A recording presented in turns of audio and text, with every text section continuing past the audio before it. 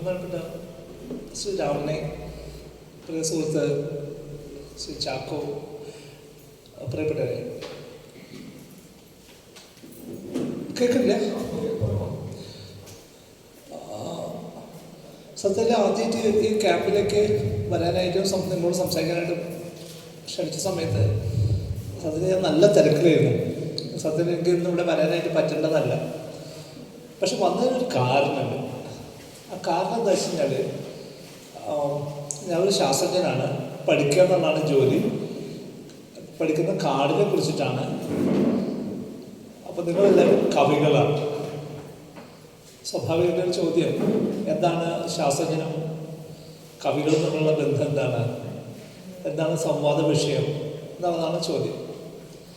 സത്യത്തിൽ ഞങ്ങൾ ശാസ്ത്രജ്ഞർക്ക് നിങ്ങൾ കവികളോട് കടുത്ത അസൂയയാണ്. അസൂയ അങ്ങനെ കൂടി നിങ്ങളെ കൊന്നുകളയാൻ തന്നെ നമുക്ക് തോന്നിയിട്ടുണ്ട്.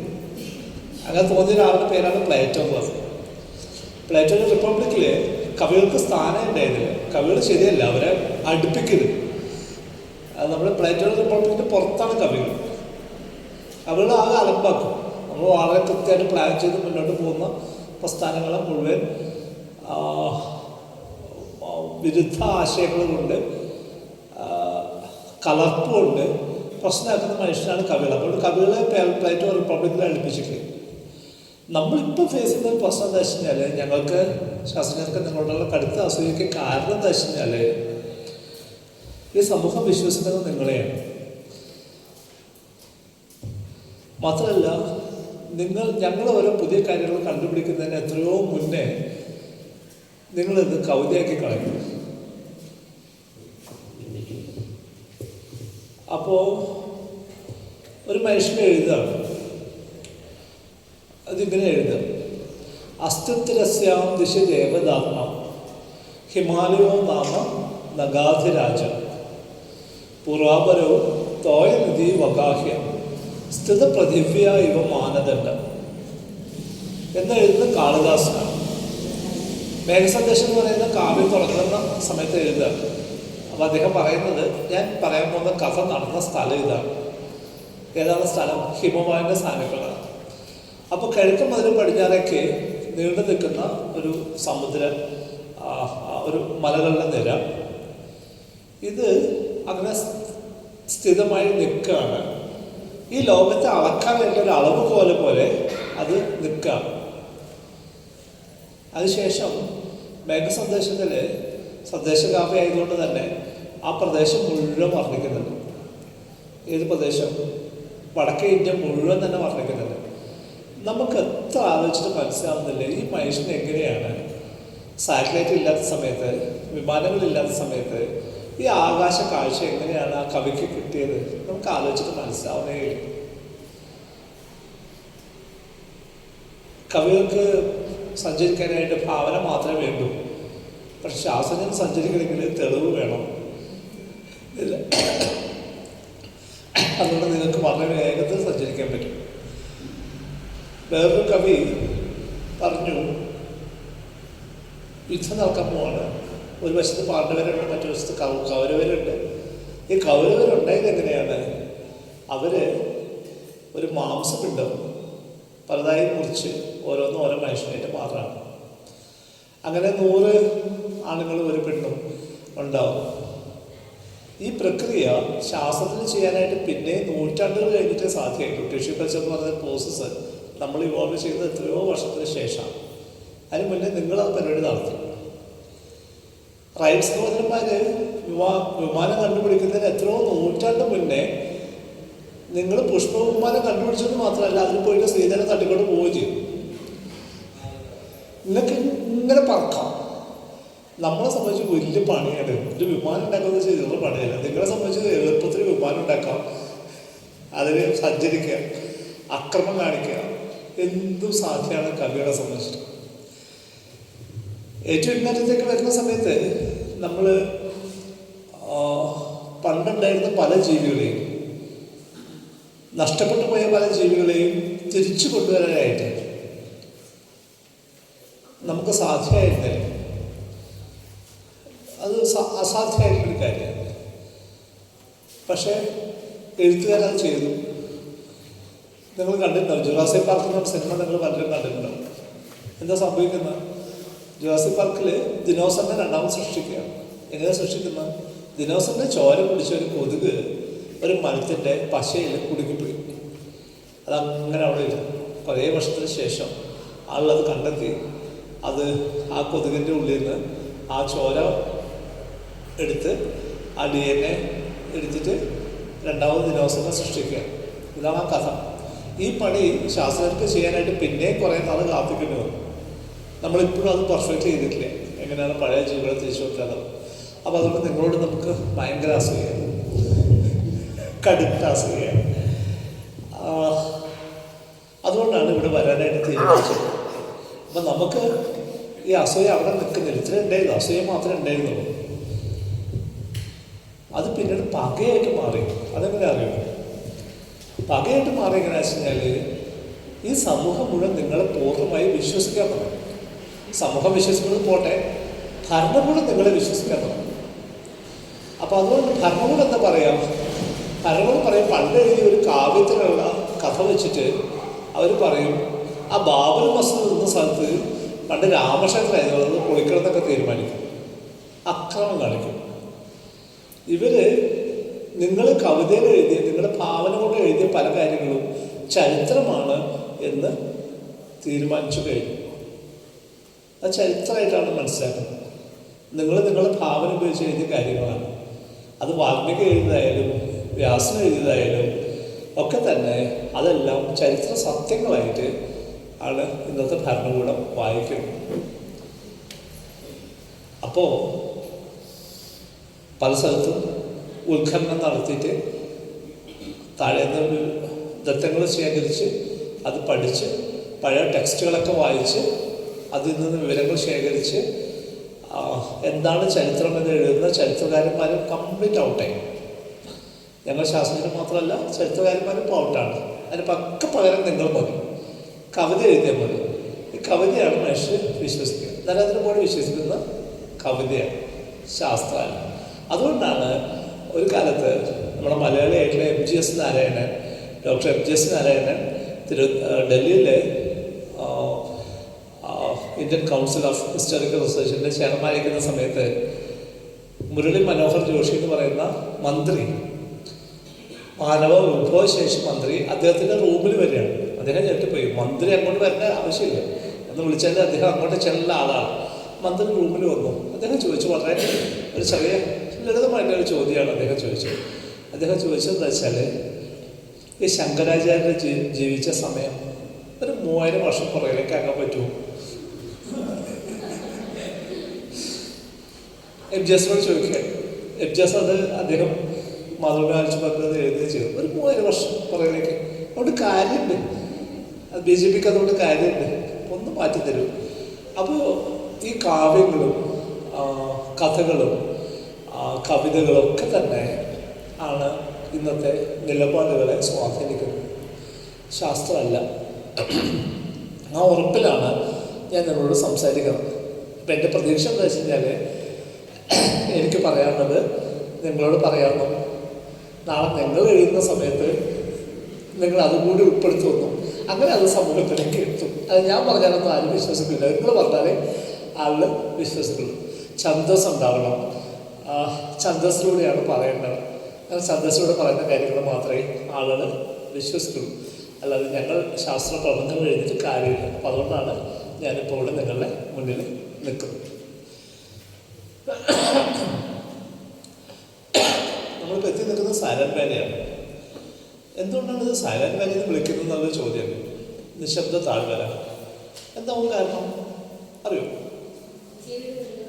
ചൂടില്ലാത്തത് സംഭവിച്ചാൽ ചൂടുകളുണ്ട്. വേറെ കാര്യം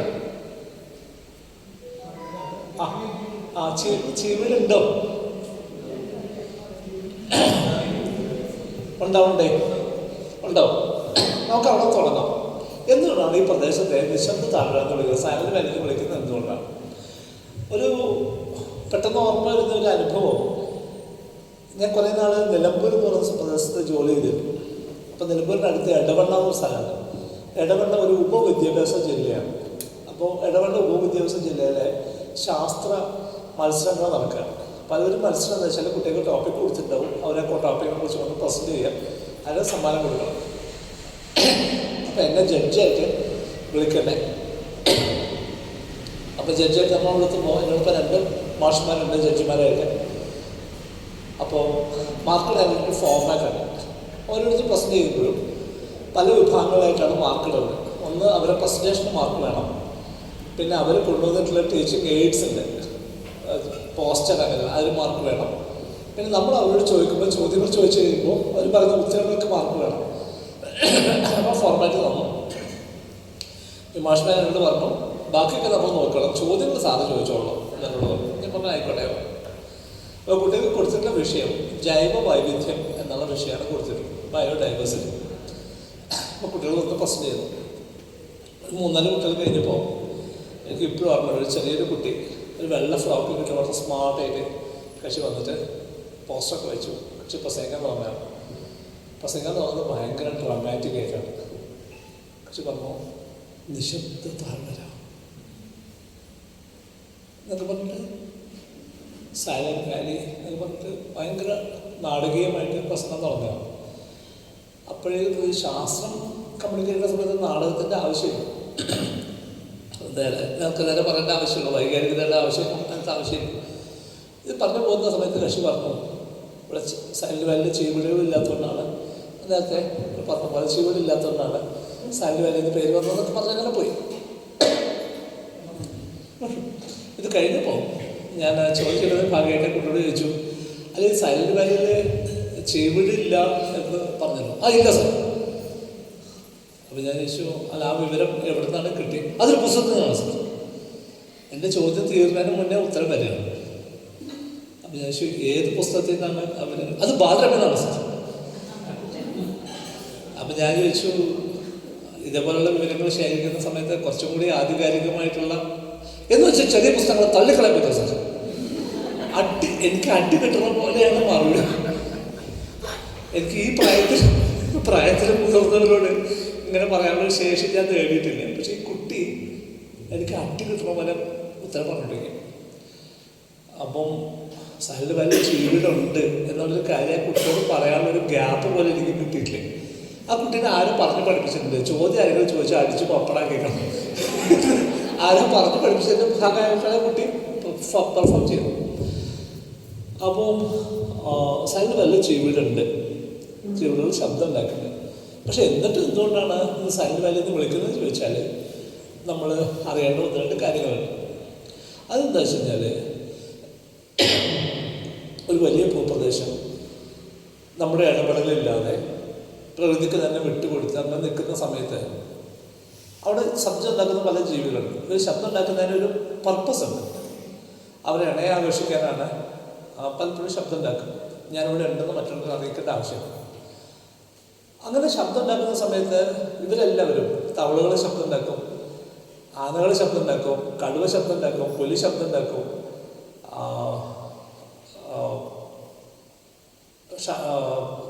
പുൽച്ചാടികൾ ശബ്ദം ഉണ്ടാക്കും, ചീവിടുകൾ ശബ്ദം, അങ്ങനെ ശബ്ദം ഉണ്ടാക്കുന്ന ധാരാളം ജീവികളാണ്. ഇവരെല്ലാവരും ഒരുമിച്ച് ശബ്ദം ഉണ്ടാക്കിയാൽ ഒന്നും ക്ലിയർ ആവില്ല. അപ്പം നമ്മളൊരു അച്ചടക്കം ഉണ്ടല്ലോ. അപ്പം ഞാൻ സംസാരിക്കണം, അപ്പം നിങ്ങളൊക്കെ മിണ്ടാതിരിക്കും. ഇനി നിങ്ങൾ സംസാരിക്കുമ്പോൾ ഞാൻ മിണ്ടാതിരിക്കും. അപ്പം മാത്രമേ സംവേദന എന്ന് പറഞ്ഞ സാധനം സാധ്യമാവുള്ളൂ. അപ്പോൾ ഒരു പ്രദേശത്ത് നമ്മൾ കുറേ നാൾ വെറുതെ വിട്ട് കഴിഞ്ഞാൽ സംഭവിക്കുന്ന ഒരു കാര്യം എന്ന് വെച്ചാൽ ഈ ജീവജാലങ്ങളെല്ലാം അവരവരുടേതായിട്ടുള്ള ടൈം സ്ലോട്ട് ഐഡൻറ്റിഫൈ ചെയ്യും. അവർ നമ്മളൊരു ധാരണയിലെത്തും. അത് ഞാൻ ഇന്ന സമയത്ത് ശബ്ദം ഉണ്ടാക്കും, നിങ്ങൾ ഇന്ന ശബ്ദം ഉണ്ടാക്കും എന്നുള്ളൊരു ധാരണയിൽ എത്തുന്നതിൻ്റെ ഭാഗമായിട്ട് എന്ത് സംഭവിക്കുന്നത് വെച്ചാൽ മൊത്തത്തിലുള്ള നോയ്സ് കുറയും. ഇവിടെ പ്യുവർ കമ്മ്യൂണിക്കേഷൻ മാത്രമേ നടക്കുള്ളൂ.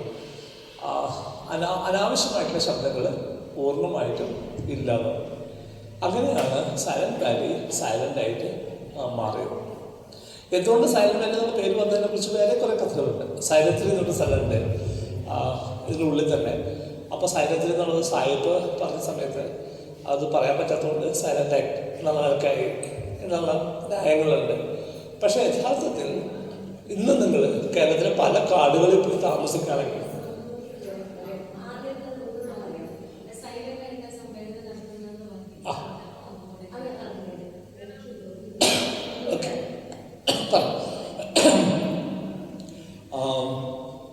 കേരളത്തിലെ വിവിധ കാടുകളിൽ നിങ്ങൾ പോയി താമസിച്ചാൽ നിങ്ങൾക്ക് മനസ്സിലാവും സൈലന്റ് വാലി സൈലന്റ് തന്നെയാണ്.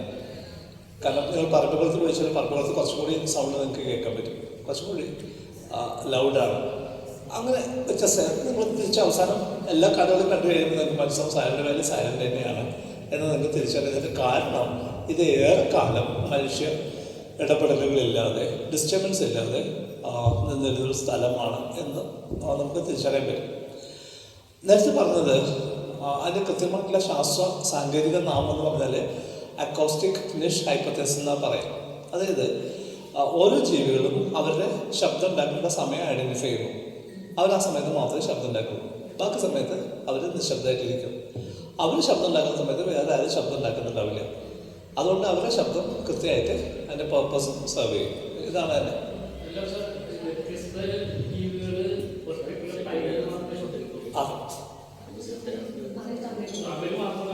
അതെ,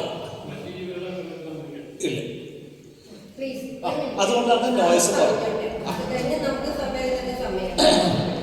അത് കഴിഞ്ഞ് അതുകൊണ്ട് തന്നെ നോയ്സ് കുറയും. ഇപ്പം ഉദാഹരണത്തിന് ഞാൻ സംസാരിക്കുന്ന സമയത്ത് നിങ്ങളൊക്കെ നിശബ്ദരായിട്ടിരിക്കുക.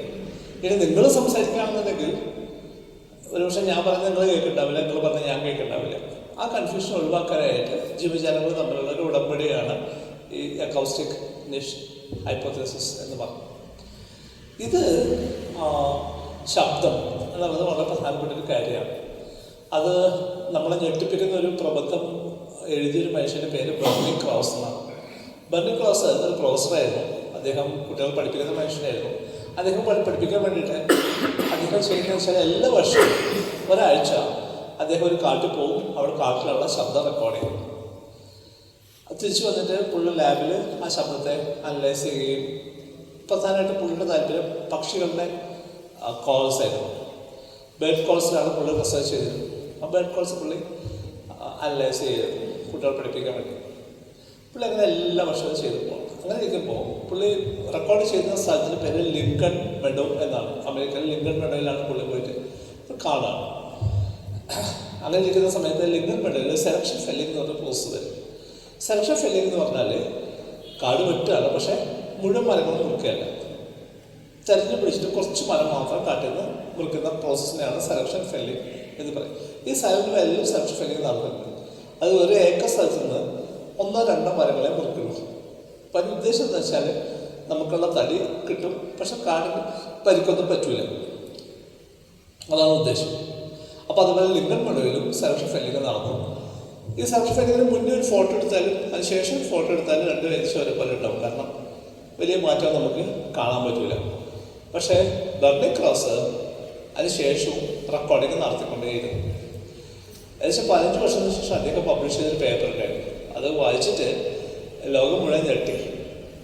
കാരണം എന്താ വെച്ച് കഴിഞ്ഞാൽ അദ്ദേഹം പറഞ്ഞത് ഈ സെലക്ഷൻ ഫെല്ലിങ്ങിന് ശേഷം അതിന് മുന്നേ ഉണ്ടായിരുന്ന പല സൗണ്ട് സിഗ്നേച്ചേഴ്സും തിരിച്ചു വന്നില്ല എന്നാണ്. അന്നാണ് ശാസ്ത്രലോകം മനസ്സിലാക്കുന്നത് ഒരു പരിസ്ഥിതിയുടെ ആരോഗ്യത്തിൻ്റെ ഏറ്റവും നല്ല ലക്ഷണം എന്ന് പറയുന്നത് ആ മനസ്സിലാക്കാനുള്ള ഏറ്റവും നല്ല ഉപാധി അവിടുത്തെ ശബ്ദരാശിയാണ് എന്നപ്പോഴാണ് തിരിച്ചറിയുന്നത്. ശബ്ദമാണ്. ഇപ്പം നിങ്ങളുടെ വീട്ടിൽ നിങ്ങൾ ഇരിക്കുന്ന സമയത്ത് നിങ്ങൾ കേൾക്കുന്ന ശബ്ദമുണ്ട്. ആ ശബ്ദമല്ല നിങ്ങൾ ഇവിടെ വന്നാലും കേൾക്കും. നിങ്ങൾ ബന്ധുവിൻ്റെ വീട്ടിൽ പോയി കഴിഞ്ഞാൽ അവിടുത്തെ ശബ്ദരാശി വ്യത്യസ്തമാണ്. ഓരോ പ്രദേശത്തിനും അതിൻ്റേതായിട്ടുള്ള സ്വന്തമായിട്ടുള്ള ഒരു സൗണ്ട് സ്കേപ്പ് ഉണ്ട്. നമ്മൾ ലാൻഡ്സ്കേപ്പ് എന്ന് പറയുന്ന പോലെ സൗണ്ട് സ്കേപ്പ് ഉണ്ട്. ആ സൗണ്ട് സ്കേപ്പ് ഡിഫറെൻ്റ് ആണ്, ഓരോ സ്ഥലത്തും വ്യത്യസ്തമാണ്. ഈ സൗണ്ട് സ്കേപ്പിനകത്ത് 3 കാര്യങ്ങളാണ് ഉണ്ടാവുക. അതിലൊന്ന് ജിയോഫോണിയാണ്. ജിയോഫോണി എന്ന് പറഞ്ഞാൽ പ്രകൃതി ഉണ്ടാക്കുന്ന ശബ്ദങ്ങളാണ്. ഇപ്പം ഇന്നലെ ഇവിടെ വന്നവർക്കറിയാം, തൊട്ട് താഴെ പുഴ ഒഴുകുന്ന ശബ്ദം നിങ്ങൾ നിരന്തരമായിട്ട് കേട്ടുകൊണ്ടിരിക്കുക. അത് ജിയോഫോണിയാണ്. അത് പ്രകൃതി ഉണ്ടാക്കുന്ന ശബ്ദം. കാറ്റിൻ്റെ ശബ്ദം, പുഴയുടെ ശബ്ദം, ഇടിമിന്നലിൻ്റെ ശബ്ദം, ഇടിവെട്ടുന്നതിൻ്റെ ശബ്ദം, ഇതെല്ലാം ജിയോഫോണിയാണ്. പ്രകൃതി ഉണ്ടാക്കുന്ന ശബ്ദമാണ്. നിങ്ങൾ ഏത് സ്ഥലത്ത് പോയാലും കേൾക്കുന്ന ശബ്ദരാശിയിൽ 3 കാര്യങ്ങളുണ്ടെന്നാണ് ഞാൻ പറഞ്ഞത്. അതിൽ ഒന്നാമത്തെ കാര്യമാണ് പറഞ്ഞത് ജിയോഫോണി. രണ്ടാമത്തേത് ബയോഫോണിയാണ്. അത് ജീവജാലങ്ങൾ ഉണ്ടാക്കുന്ന ശബ്ദമാണ്. കിളികളുടെ ശബ്ദം, ചീവിടുകളുടെ ശബ്ദം, ഇതെല്ലാം ബയോഫോണി. നമ്മൾ സംസാരിക്കുന്ന ശബ്ദം, ഇതെല്ലാം ബയോഫോണിയാണ്. ഇനി മൂന്നാമത്തത് ആന്ത്രപ്പോഫോണി എന്ന് പറയും. ആന്ത്രപ്പോഫോണി എന്ന് പറഞ്ഞാൽ നമ്മൾ ഉണ്ടാക്കിയ ഉപകരണങ്ങൾ ഉണ്ടാക്കുന്ന ശബ്ദമാണ്. നമ്മളുണ്ടാക്കിയ ആന്ത്രപ്പോഫോണി. ആന്ത്രപ്പോഫോണി എന്ന് പറഞ്ഞാൽ നമ്മളുണ്ടാക്കുന്ന ഉപകരണങ്ങൾ ഉണ്ടാക്കുന്ന ശബ്ദമാണ്. ഫാനിൻ്റെ ശബ്ദം, AC-ൻ്റെ ശബ്ദം, വണ്ടികൾ പോകുന്നതിൻ്റെ ശബ്ദം, ഹോൺ അടിക്കുന്നതിൻ്റെ ശബ്ദം, ഇതെല്ലാം ആന്ത്രപ്പോഫോണിയാണ്. ആന്ത്രപ്പോഫോണി, ഫോണി, ANTHROPOPHONY, ആന്ത്രപ്പോഫോണി. ഇത് പറയാനുള്ള പ്രധാന കാരണം എന്താ വെച്ചാൽ, നിങ്ങൾ നഗരത്തിൽ പോയാൽ, ഒരു നഗരത്തിൽ ഇപ്പോൾ തൃശ്ശൂർ പോലെയാണ് ഞാൻ ജീവിക്കുന്ന സ്ഥലം. തൃശ്ശൂർ റൗണ്ടിൻ്റെ അടുത്ത് പോയി നിന്ന് കഴിഞ്ഞാൽ അവിടെയുള്ള ശബ്ദം നമ്മൾ റെക്കോർഡ് ചെയ്താൽ ആ റെക്കോർഡിനകത്ത് ഏറ്റവും കൂടി നിൽക്കുന്നത് ഏതായിരിക്കും? ആന്ത്രപ്പോഫോണി ആയിരിക്കും. വണ്ടികളുടെ ശബ്ദവും അവരുടെ ശബ്ദവും ഒക്കെ തന്നെ ആയിരിക്കും. അവിടെ ജീവജാലങ്ങളുടെ ശബ്ദം കേൾക്കാനേ കിട്ടില്ല. നമ്മൾ അവിടുന്ന് പതുക്കെ ദൂരേക്ക് യാത്ര ചെയ്യുകയാണെങ്കിൽ, ഇപ്പം മണ്ണുത്തി ഭാഗത്തേക്കൊക്കെ വന്നു കഴിഞ്ഞാൽ നമുക്ക് കുറച്ചൊക്കെ ബയോഫോണി കേൾക്കാൻ പറ്റും. കിളികളുടെയൊക്കെ ശബ്ദം കുറേശ്ശെ കേൾക്കാൻ തുടങ്ങും. അവിടുന്ന് പിന്നെയും ദൂരേക്ക് പോയി ഞങ്ങളുടെയൊക്കെ ക്യാമ്പസ് വന്നാൽ, KFRൻ്റെ ക്യാമ്പസിലൊക്കെ വന്നാൽ ബയോഫോണി കുറച്ചും കൂടി കൂടിയിട്ടുണ്ടാവും, ആന്ത്രപ്പോഫോണി കുറച്ചും കൂടി കുറഞ്ഞിട്ടുണ്ടാവും. നമ്മുടെ തൊട്ടടുത്തൊരു വന്യ ജീവി സങ്കേതമുണ്ട്, Peechi Vazhani wild life sanctuary എന്ന് പറയുന്ന സാഞ്ചുറിയുണ്ട്. ആ സാഞ്ചുറിയുടെ ഉള്ളിലേക്ക് നിങ്ങൾ പോയാൽ എന്താ സംഭവിക്കാം? ആന്ത്രപ്പോഫോണി കുറഞ്ഞ് ഓൾമോസ്റ്റ് ഇല്ലാതായിട്ടുണ്ടാവും. ബയോഫോണി നന്നായി കൂടിയിട്ടുണ്ടാവും, ജിയോഫോണിയും കൂടിയിട്ടുണ്ടാവും. അപ്പോൾ ഒരു പ്രദേശത്തിൻ്റെ ആരോഗ്യത്തിൻ്റെ ഏറ്റവും നല്ല ലക്ഷണം അവിടുത്തെ ശബ്ദരാശിയാണ് എന്ന് നമ്മൾ തിരിച്ചറിയുകയും ചെയ്തിട്ടുണ്ട്. ഇതെന്താണ് ഇത് തമ്മിലുള്ള വ്യത്യാസം? അതിന് പ്രായോഗിക വ്യത്യാസം എന്താണ് എന്ന് വെച്ചാൽ, കാട് എന്ന് പറഞ്ഞാൽ ഇപ്പോൾ സൈലന്റ് വാലി, അങ്ങോട്ടേക്ക് നമ്മളൊന്നും കൊടുക്കേണ്ട ആവശ്യമില്ല. സൈലന്റ് വാലി നിൽക്കുന്ന മുഴുവൻ പ്രദേശത്തേക്ക് നമ്മൾ ഒരു കാര്യം പുറത്തുനിന്ന് അങ്ങോട്ട് കൊണ്ടു കൊടുക്കേണ്ട ആവശ്യമില്ല. അത് സ്വയം അവിടെ നിന്നോളൂ. അതിന് നമ്മളെ ഒരു സഹായം ആവശ്യം. അവിടെ മരങ്ങളുണ്ട്, ചെടികളുണ്ട്, ധാരാളം ജീവിജാലങ്ങളുണ്ട്. അവർക്ക് ജീവിക്കാനായിട്ട് പുറത്തുനിന്നുള്ള ഒരു സംവിധാനം വേണ്ട. എന്നാൽ അവർ പുറത്തേക്ക് ധാരാളം സഹായം ചെയ്യുന്നുണ്ട്. അവർ ശുദ്ധവായു പ്രൊഡ്യൂസ് ചെയ്യുന്നുണ്ട്, ശുദ്ധജലം കൊടുക്കുന്നുണ്ട്, അവർ ഒരു പ്രദേശത്തിൻ്റെ മൊത്തം കാലാവസ്ഥയെ നിയന്ത്രിക്കുന്നുണ്ട്. അപ്പോൾ ഇങ്ങോട്ടേക്ക് വരൂ, അങ്ങോട്ടേക്കൊന്നും കൊടുക്കേണ്ട ആവശ്യമില്ല. പിന്നെ നമ്മളൊന്ന് ആലോചിച്ച് നോക്കുക, ഈ കാട് വെട്ടിയിട്ട് നമ്മളവിടെ കൃഷി തുടങ്ങി വയ്ക്കുക. അപ്പോൾ എന്താ സംഭവിക്കുക? ആ പ്രദേശത്ത് നമ്മൾ അങ്ങോട്ടേക്ക് ചില സാധനങ്ങൾ കൊടുക്കേണ്ടി വരും. അതിന് വെള്ളം കൊടുക്കേണ്ടി വരും, ഇറിഗേഷൻ നടത്തേണ്ടി വരും, അതിന് കീടനാശിനികൾ ഉപയോഗിക്കേണ്ടി വരും, വളം കൊടുക്കേണ്ടി വരും ചെടികൾക്ക് വേണ്ടിയിട്ട്. അങ്ങോട്ടേക്ക് കൊടുക്കേണ്ട ഒരു കുറച്ചും കൂടി ദുർബലമായിട്ടുള്ള ഒരു ആവാസ വ്യവസ്ഥയായിട്ട് അത് മാറും. കാരണം ആ ആവാസ വ്യവസ്ഥ നിൽക്കണമെങ്കിൽ നമ്മൾ സഹായം ആവശ്യം. ഇനി അവിടെ നമ്മളൊരു നഗരമായി നോക്കി, ഒരു സിറ്റിയായി നോക്കി, അപ്പോൾ എന്താ സംഭവിക്കുക? എല്ലാം കൊടുക്കേണ്ടി വരും. എറണാകുളമായാലും തിരുവനന്തപുരമായാലും കോഴിക്കോടായാലും കൊച്ചിയായാലും തൃശ്ശൂരായാലും ആ സിറ്റിയൊക്കെ സർവൈവ് ചെയ്യുന്നത് എങ്ങനെയാണ്? പുറത്തുനിന്ന് ധാരാളം ഉൽപ്പന്നങ്ങൾ അങ്ങോട്ട് കൊടുക്കണം, ശുദ്ധവായു കൊടുക്കണം, ജലം കൊടുക്കണം. ഇപ്പം തൃശ്ശൂർ ടൗൺ ജീവിക്കുന്ന മുഴുവൻ PG ഡാമിൽ നിന്നുള്ള വെള്ളം കൊണ്ടാണ് അവിടെ ജീവിക്കുന്നത്. നെയ്യാർ ഡാമിൽ നിന്നുള്ള വെള്ളം കൊണ്ടാണ് തിരുവനന്തപുരം ജീവിക്കുന്നത്. അവർക്ക് പുറത്തുനിന്ന് വായു കൊടുക്കണം, വെള്ളം കൊടുക്കണം, ഭക്ഷണം കൊടുക്കണം. ഇതെല്ലാം പുറത്തുണ്ടാക്കിയിട്ട് നഗരത്തേക്ക് എത്തിച്ചിട്ട് അത് കൊടുക്കണം. ഇത് അങ്ങോട്ട് കൊടുക്കാതെ മാത്രമല്ല, അവരുണ്ടാക്കുന്ന മാലിന്യങ്ങളെ ഏറ്റുവാങ്ങും വേണം. ഈ നഗരം ഉൽപ്പാദിപ്പിക്കുന്ന മാലിന്യങ്ങൾ ഉൽപ്പാദിപ്പിക്കാൻ തുടങ്ങുകയും ചെയ്യും. അപ്പോൾ ഒരു കാടിൽ നിന്ന് കൃഷിയിലേക്ക്, ഗ്രാമത്തിലേക്ക്, വ്യവസായശാലകളിലേക്ക്, നഗരത്തിലേക്ക് നമ്മളൊരു ലാൻഡ്സ്കേപ്പിനെ മാറ്റുന്ന സമയത്ത് സംഭവിക്കുന്ന ഒരു കാര്യം എന്താ വെച്ച് കഴിഞ്ഞാൽ, സ്വന്തം നിലയ്ക്ക് ജീവിച്ചു പോയിരുന്നൊരു ആവാസ വ്യവസ്ഥയെ നമ്മൾ ഒരു ഹെൽപ്ലെസ് ആയിട്ടുള്ള, വളരെ പൂറായിട്ടുള്ള, ദരിദ്രമായിട്ടൊരു ആവാസ വ്യവസ്ഥയായിട്ട് മാറ്റുകയാണ് ചെയ്യുന്നത്. അതുകൊണ്ടാണ് നമ്മൾ പറയുക നഗരങ്ങൾ വളരെ ദരിദ്രമായിട്ടുള്ള സ്ഥലങ്ങളാണ്. അവർക്ക് സ്വന്തമായിട്ട് ജീവിക്കാൻ പറ്റില്ല. അവർക്ക് പുറത്തുനിന്നുള്ള സപ്പോർട്ട് സിസ്റ്റം ഇല്ലാതെ അവർക്ക് അവിടെ ജീവിക്കാൻ പറ്റില്ല എന്ന് പറയുന്നതിൻ്റെ കാരണം അതാണ്. അവർ ജീവിച്ചു പോകുന്നത് പുറത്തുനിന്നുള്ള ഇൻപുട്സിന് മേലെയാണ്. വീണ്ടും സാഹിത്യവും സൈലന്റ് വാലിയായിട്ടുള്ള ബന്ധം, സൈലന്റ് വാലിയായിട്ട് രസകരമായിട്ടൊരു ബന്ധമുണ്ട് കവികൾക്ക് പ്രത്യേകിച്ച്. ഒരു കാലത്ത് കേരളത്തിലെ പരിസ്ഥിതി ബോധം, പരിസ്ഥിതി വളരെ പ്രധാനമാണ്, പരിസ്ഥിതി സംരക്ഷിക്കേണ്ടതായിട്ടുണ്ട് എന്നൊരു ബോധം നിർമ്മിക്കുന്ന പ്രക്രിയ ചെയ്തത് രണ്ട് കൂട്ടരാണ്. അതിലൊന്ന് കവികളാണ്, മറ്റൊന്ന് കണ്ണൂർ ഭാഗത്ത് ജീവിച്ചിരുന്ന ഒരു മനുഷ്യനാണ്. അതിൻ്റെ പേര് ജോൺ സി ജേക്കബ് എന്നാണ്. ഈ രണ്ട് പേര് ചേർന്നിട്ടാണ് കേരളത്തിൽ പരിസ്ഥിതി ബോധം നിർമ്മിക്കുന്നത്. അതിൽ 80% റോള് കവികൾക്കായിരുന്നു. ആരൊക്കെയാണ് ആ കവികൾ? അത് സൂതോപാലിയുണ്ട്, അക്കിത്തുണ്ട്, കൃഷ്ണനാരായണ നമ്പൂതിരിയുണ്ട്, കടമറ്റ രാമകൃഷ്ണനുണ്ട്. ഇവരെല്ലാവരും ചേർന്നിട്ട് ഇപ്പം കവിത എങ്ങനെ എഴുതുക?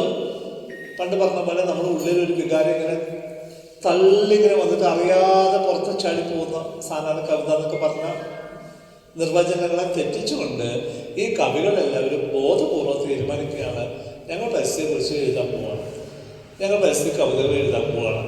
അങ്ങനെ നിർബന്ധ ബുദ്ധിയോടുകൂടി കവിതകൾ എഴുതി തുടങ്ങിയതാണ് കേരളത്തിലെ പരിസ്ഥിതി ബോധം എന്നുള്ളത്.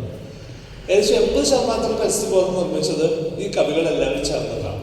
പിന്നീട് 20% ജോൺ സി ജേക്കബ് എന്ന് പറയുന്ന മനുഷ്യൻ കുട്ടികളെ കൂട്ടിയിട്ട് കാട്ടിൽ പോവുകയും കാട്ടിൽ താമസിക്കുകയും നേച്ചർ ക്യാമ്പ് എന്ന് പറഞ്ഞ പ്രക്രിയ തുടങ്ങുകയും അതിൽ നിന്നുള്ളൊരു ബോധത്തിലൂടെ ഉണ്ടായിരുന്നു. വേറെ രീതി പറഞ്ഞാൽ ശാസ്ത്രമായിരുന്നില്ല കേരളത്തിൻ്റെ പരിസ്ഥിതി ബോധത്തിൻ്റെ അടിത്തറ.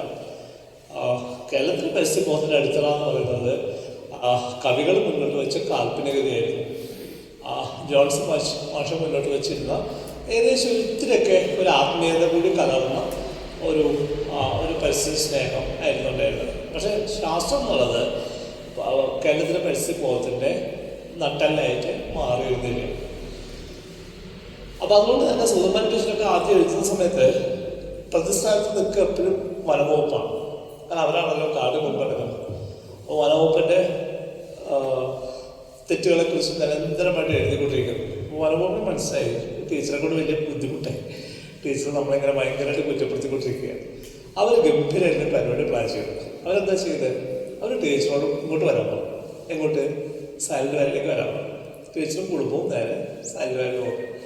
അവരുടെ വണ്ടിയിൽ തന്നെ സൈലന്റ് വാലി ഏറ്റവും ഉൾക്കാടുകളിൽ പോവുകയും അവിടെ താമസിക്കാനുള്ള സംവിധാനം കൊടുക്കുകയും ചെയ്തു. സുഗതകുമാരി ടീച്ചർ ആകെ ഞെട്ടിപ്പോയി. അന്നാണ് ടീച്ചർ അറിയുന്നത് കുറേ മനുഷ്യർ അവരെ കുടുംബമൊക്കെ വിട്ടിട്ട് അവർ കാട്ടിനകത്ത് ഒരു തരത്തിലുള്ള കമ്മ്യൂണിക്കേഷൻ സംവിധാനം ഇല്ലാതെ നിന്നിട്ടാണ് ഈ കാടിനെ സംരക്ഷിക്കുന്നതെന്ന് അപ്പോഴാണ് ടീച്ചർ തിരിച്ചറിയുന്നത്. മാറിയൊരു ആളായിട്ടാണ് ടീച്ചർ ഇവിടുന്ന് തിരിച്ചു പോകുന്നത്. സുഗതകുമാരി ടീച്ചർ അതിനുശേഷം ആ ടീച്ചറുടെ ജീവിതത്തിൽ ഒരിക്കൽ പോലും വനംവകുപ്പിനെതിരെ ഒരു കമാന്തര അക്ഷരം എഴുതിയിട്ടില്ല. കാരണം അന്നാണ് ടീച്ചർക്ക് മനസ്സിലാവുന്നത് ഇത്ര കഷ്ടപ്പെട്ടിട്ടാണ് മനുഷ്യർ ഇത് മാനേജ് ചെയ്യുന്നത് ആ തിരിച്ചറിവ്.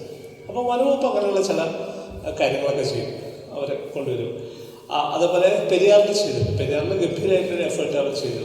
അത് ചുരുക്കി പറയാൻ വെച്ച് കഴിഞ്ഞാൽ നമ്മുടെ എല്ലാ സർക്കാർ വകുപ്പുകളിലെയും ഒരു നിയമം എന്താ വെച്ച് കഴിഞ്ഞാൽ ഒരു സർക്കാർ വകുപ്പ് എങ്ങനെയാണ് അവർക്ക് ചെലവഴിക്കാനുള്ള പൈസ സർക്കാരാണ് കൊടുക്കുന്നത്. ഇനി അവർ പൈസ ഉണ്ടാക്കുന്നുണ്ടെങ്കിൽ ഇപ്പോൾ പല വകുപ്പുകളും സ്വന്തമായിട്ട് പൈസ ഉണ്ടാക്കുന്ന വകുപ്പുകളുണ്ട്. ഇപ്പോൾ ഉദാഹരണത്തിന് മ്യൂസിയം വകുപ്പ് പൈസ ഉണ്ടാക്കുന്നുണ്ട്. മ്യൂസിയം വരുന്നതിൽ പൈസ അടക്കുന്നത്. പഞ്ചായത്ത് ഓഫീസിൽ പോയി നമ്മളൊരു ആവശ്യത്തിന് വേണ്ടി പൈസ അടക്കുന്നത്. നമ്മൾ താലൂക്ക് ഓഫീസിൽ പോയാൽ നമ്മൾ പൈസ അടക്കുന്ന പല കാര്യങ്ങളുണ്ട്. ഈ പൈസയൊക്കെ തന്നെ നേരിട്ട് ട്രഷറിയിലേക്കാണ് പോകും. അത് അവർക്ക് നേരിട്ട് ഉപയോഗിക്കാൻ പറ്റില്ല. മനസ്സിലായോ? ഇപ്പം നിങ്ങളൊരു സർക്കാർ വകുപ്പാണെങ്കിൽ നിങ്ങൾക്ക് കിട്ടുന്ന പൈസ നിങ്ങൾക്ക് ഉപയോഗിക്കാൻ പറ്റില്ല. ആ പൈസ നേരെ സർക്കാരിലേക്ക് പോവുക ചെയ്യും. മറിച്ച് നിങ്ങൾക്ക് ആവശ്യമുള്ള പൈസ സർക്കാർ വേറെ വഴിയിലൂടെ നിങ്ങൾക്ക് തരുന്നുണ്ടാവും. ഇതാണ് നോം. ഈ നിയമത്തെ തെറ്റിക്കുന്നത് പെരിയാറിലാണ്, തേക്കടിയിലാണ്, പെരിയാർ ടൈഗർ റിസർവിലാണ്. അവിടെ എന്ത് സംഭവിച്ചു കഴിഞ്ഞാൽ വനംവകുപ്പ് അവിടെ ഒരു ഫൗണ്ടേഷൻ ഉണ്ടാക്കി, പെരിയാർ ടൈഗർ ഫൗണ്ടേഷൻ ഉണ്ടാക്കി. എന്നിട്ട് അവർ പറഞ്ഞു അവിടെ കാണാൻ വരുന്ന ടൂറിസ്റ്റുകളുടെ അവർ കൊടുക്കുന്ന പൈസയുടെ ഒരു ചെറിയ പങ്ക്, ഒരു ചെറിയ ശതമാനം ഈ ഫൗണ്ടേഷനിലേക്ക് മാറ്റണം. ഇന്നിവിടെ വരണ്ടിയിരുന്ന ശ്രീ പ്രമോദ്ജി കൃഷ്ണൻ, അദ്ദേഹത്തിൻ്റെ ചെറുപ്പകാലത്താണ് ഈ പ്രവർത്തനം നടക്കുന്നത്. അവർ അന്ന് ചെയ്തിരുന്നത് വെച്ചാൽ വനംവകുപ്പിൻ്റെ ഓഫീസിൽ വഴുതക്കാട്ടിലുള്ള ഓഫീസിൽ പ്രിൻസിപ്പൽ ചീഫ് കൺസർവേറ്റർ ഫോറസ്റ്റിൻ്റെ ഓഫീസിൽ നിന്ന് അദ്ദേഹത്തിൻ്റെ ഒപ്പിട്ടിട്ട് കുറേ ലെറ്റർ ഹെഡ്സ് അദ്ദേഹം ഒപ്പിട്ടിട്ട് ബ്ലാങ്ക് ലെറ്റർ ഹെഡ്സ് ഒപ്പിട്ട് കൊടുക്കുന്നു. അതുമായിട്ട് എല്ലാ ദിവസവും രാവിലെ തിരുവനന്തപുരം സെക്രട്ടേറിയറ്റിൻ്റെ മുന്നിൽ ഒരു വണ്ടി വന്ന് നിൽക്കും. ആ വണ്ടിക്കകത്ത് കമ്പ്യൂട്ടറുണ്ട്, പ്രിൻ്ററുണ്ട്, നിൽക്കുന്നു. ഇവർ കൊടുത്ത ഫയലുകൾ എവിടെയൊക്കെയാണ് എത്തിയതെന്നൊന്ന് അന്വേഷിക്കുന്നു. മറുപടി കൊടുക്കണമെങ്കിൽ അപ്പം തന്നെ വണ്ടിയിൽ വന്ന് മറുപടി അടിക്കുന്നു. ഈ ഒപ്പിട്ട കടലാസിൽ പ്രിൻ്റ് എടുക്കുന്നു, തിരിച്ചുകൊണ്ടി കൊടുക്കുന്നു. ഇങ്ങനെ നിരന്തരമായി പ്രവർത്തിച്ചിട്ടാണ് ആദ്യമായിട്ട് ഒരു സർക്കാർ വകുപ്പ് കളക്ട് ചെയ്യുന്ന പൈസ അവർക്ക് തന്നെ ഉപയോഗിക്കാം എന്നൊരു സംവിധാനം ഉണ്ടാക്കിയെടുക്കുന്നു. അതിനുശേഷം എന്താ സംഭവിച്ചതെന്ന് വെച്ചാൽ ഇതൊരു ഗംഭീര മാതൃകയും മാറി. പെരിയാറിൽ വേട്ടയ്ക്ക് പോയിരുന്ന പല ആളുകളെയും, കാട്ടിൽ വേട്ടയ്ക്ക് പോയിരുന്ന ആളുകളെയൊക്കെ ഇവർ പിടിച്ചിട്ട് അവർ ഗൈഡുകളാക്കി മാറ്റി, ടൂറിസ്റ്റുകളൊക്കെ പോകേണ്ട ആളുകളാക്കി മാറ്റി.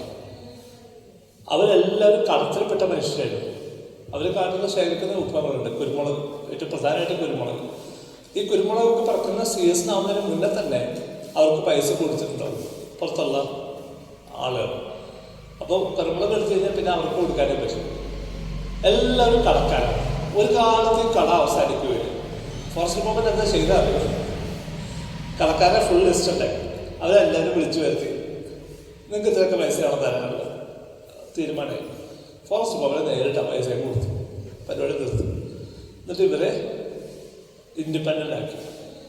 ഇന്ന് പെരിയാറിൽ പോയി കഴിഞ്ഞാൽ നിങ്ങൾക്ക് അതിന് വ്യത്യാസം അറിയാം. അവിടെയുള്ള ആളുകളുടെ മക്കൾ അവർ വലിയ തോതിൽ വിദ്യാഭ്യാസത്തിലേക്ക് കടന്നിട്ടുണ്ട്, ഉദ്യോഗസ്ഥരായി മാറിയിട്ടുണ്ട്. വലിയ മാറ്റം അവിടെ ഉണ്ടായിട്ടുണ്ട്. മാത്രമല്ല ഈ മോഡൽ മറ്റ് ഇന്ത്യയിലുള്ള എല്ലാ ടൈഗർ റിസർവിലേക്കും വ്യാപിക്കുകയും ചെയ്തു. ഇതിപ്പോൾ ഇന്ത്യയിലുള്ള എല്ലാ ടൈഗർ റിസർവിലെയും വരുന്ന ആളുകൾ കൊടുക്കുന്ന പൈസയുടെ ഒരു ശതമാനം വകുപ്പിൽ നേരിട്ട് ഉപയോഗിക്കാത്ത പൈസയായിട്ട് മാറുകയും ചെയ്തു. പക്ഷേ പ്രമോദ്ജി വരികയായിരുന്നെങ്കിൽ അത് വിശദീകരിച്ചത്. പക്ഷേ പ്രധാനം അദ്ദേഹത്തിൻ്റെ പേഴ്സണൽ എഫേർട്ടിലൂടെ ഉണ്ടായിട്ടുള്ള വലിയൊരു മാറ്റമാണ്. അത് വേറെ ഒരു ഡിപ്പാർട്ട്മെൻറ്റിലോ റവന്യൂ ഡിപ്പാർട്ട്മെൻറ്റിലോ ഇറിഗേഷൻ ഡിപ്പാർട്ട്മെൻറ്റിലോ അഗ്രികൾച്ചർ ഡിപ്പാർട്ട്മെൻറ്റിലോ ഒന്നും അത് സാധ്യമല്ല.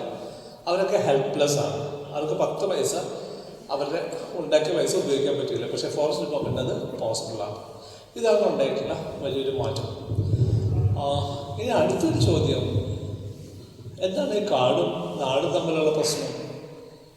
നിങ്ങൾ പത്രം എടുത്തു കഴിഞ്ഞാൽ, ടി വി ഓൺ ചെയ്ത് കഴിഞ്ഞാൽ നിരന്തരമായിട്ട് കാണുന്നൊരു കാഴ്ച മനുഷ്യ വന്യജീവി സംഘർഷം.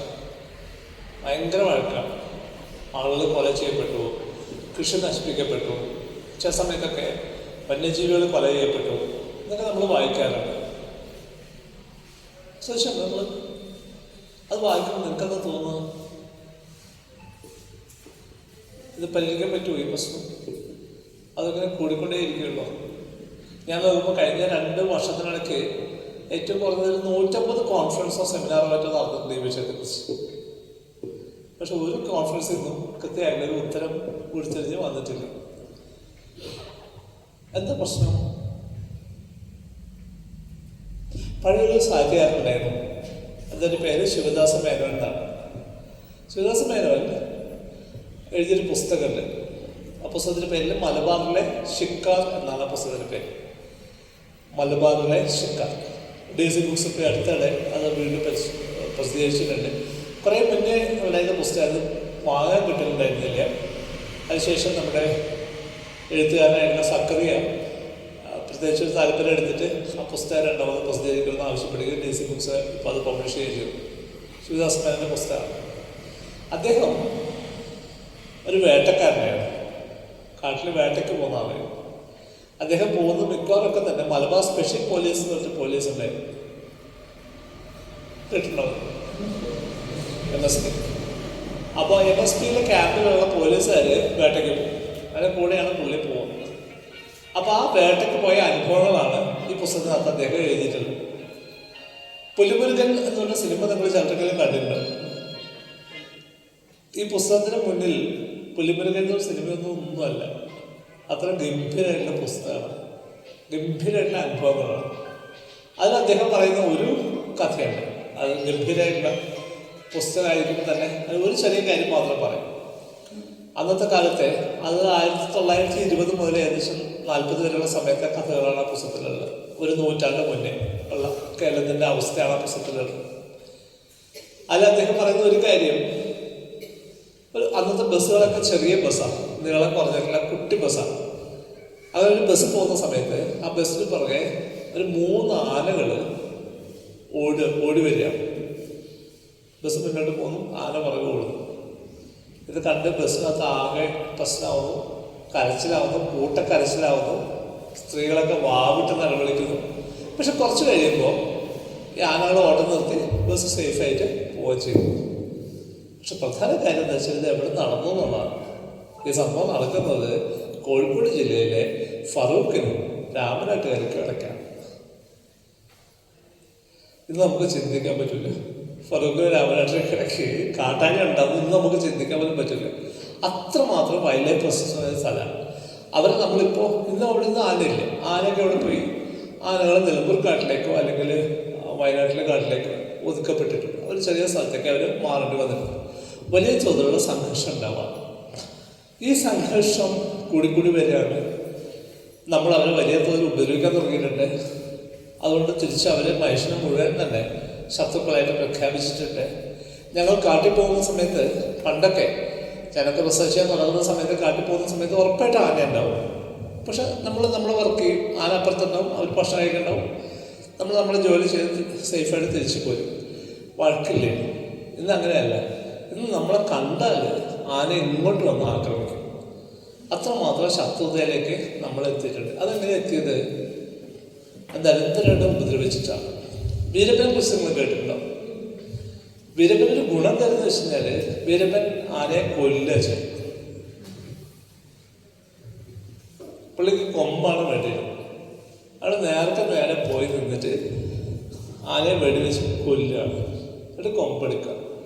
കൊല്ലുമ്പോൾ ഒരു ഗുണം എന്താ വെച്ച് കഴിഞ്ഞാൽ അതുകൂടെ എല്ലാം അവസാനിച്ചു എന്നുള്ളതാണ്. ഇന്നിപ്പോൾ അതല്ല അവസ്ഥ. ഇന്നിപ്പോൾ നാട്ടുകാർ മുഴുവൻ ആനകളെ വേദനിപ്പിക്കുക ചെയ്യും, കൊല്ലുന്നില്ല, വേദനിപ്പിക്കുക ചെയ്യില്ല. അപ്പം ആന ഈ ഓർമ്മയായിട്ടാണ് പിന്നെ ആന ജീവിക്കുക. അവർ മറക്കാതെ സൂക്ഷിക്കുന്നുണ്ടാവും. നിലമ്പൂരിലൊക്കെ സംഭവിച്ചൊരു കാര്യം, ഒരു തേക്ക് തോട്ടത്തിൽ ഒരു ആനക്കൂട്ടം ക്രോസ് ചെയ്ത് പോവാണ്. ചെറുപ്പക്കാർ ഏകദേശം 20 വയസ്സൊക്കെ പ്രായമുള്ള 3-4 ചെറുപ്പക്കാർ വീട്ടിൽ എന്ത് ചെയ്തു? തേക്കിൻ്റെ മേലെ കയറി ഇരുന്നിട്ട് സൈക്കിളിൻ്റെ ട്യൂബ് കത്തിച്ചിട്ട് ആനയുടെ മേത്തേക്ക് കിട്ടും. തലകുഴപ്പം ആനയുടെ മേത്ത്. അതവിടെ നിന്ന് കത്തി. ആനക്ക് എന്താ ചെയ്യാൻ പറ്റും? കുറച്ച് മുമ്പ് അവരെ അറസ്റ്റ് ചെയ്തു. 3 പേര് റിമാൻഡിലായി. കുറച്ച് കഴിഞ്ഞ് ജാമ്യം കിട്ടി അവർ പുറത്തു വന്നു. ജാമ്യം കിട്ടി പുറത്തു വന്നിട്ട് അതിൽ ഒരാൾ പുഴയിൽ പോയിട്ട് കുളിച്ചിട്ട് രാവിലെ പോയി കുളിച്ച് തിരിച്ചു വരുമ്പോൾ തോളത്തിട്ട് തിരിച്ചു വരുന്ന വഴിക്ക് ഒരാന ഒളിച്ചു നിന്നിട്ട് അയാളെ കല്ലെറിഞ്ഞ് പോന്നു, എറിഞ്ഞു പോന്നു. എന്ന് വെച്ചാൽ ഇത് സംഘർഷമൊന്നുമല്ല, യുദ്ധമായി മാറുകയാണ്. വന്യജീവികളും മനുഷ്യരും തമ്മിൽ അത്ര കടുത്ത യുദ്ധത്തിലേക്ക് മാറിക്കഴിഞ്ഞു. ഈ അവസ്ഥയിലാണ് ഇപ്പോൾ നമ്മൾ നിൽക്കുന്നത്. അതുകൊണ്ട് തന്നെ ധാരാളം പേര് പറയുന്നുണ്ട് ഇവരെല്ലാവരും കൊന്നു കളയണം, കാട്ടിൽ നിന്ന് പുറത്തിറങ്ങുന്ന എല്ലാ ജീവികളെയും വെടിവെച്ച് കൊല്ലാനുള്ള അനുവാദം വേണമെന്ന് പറയുന്ന ആളുകളുണ്ട്. അങ്ങനെ പറ്റില്ല. മറിച്ച് അവരോടൊപ്പം ജീവിക്കുന്ന രീതിയിൽ നമ്മൾ അറിവ് നമ്മൾ നേടണം എന്ന് വിചാരിക്കുന്ന ആളുകളുണ്ട്. കഴിഞ്ഞ ഒരു 2 വർഷമായിട്ടുണ്ടാകുന്ന വലിയൊരു മാറ്റം കാട്ടിൽ ജീവിച്ചിട്ടില്ല. കാടിനെ ഏറ്റവും നന്നായി അറിയുന്ന ആദിമ നിവാസികൾ കാട്ടാനകൾ കൊണ്ട് കൊല ചെയ്യപ്പെടുന്നതാണ് ഏറ്റവും സങ്കടകരമായിട്ടുള്ള അവസ്ഥ. കാരണം അവർ വന്യജീവികൾ നമ്മൾ ഒരിക്കലും ഒരു സംഘർഷം ഉണ്ടായിട്ടുള്ളതല്ല, പക്ഷെ അവർ പോലും കൊല ചെയ്യപ്പെടുകയാണ്.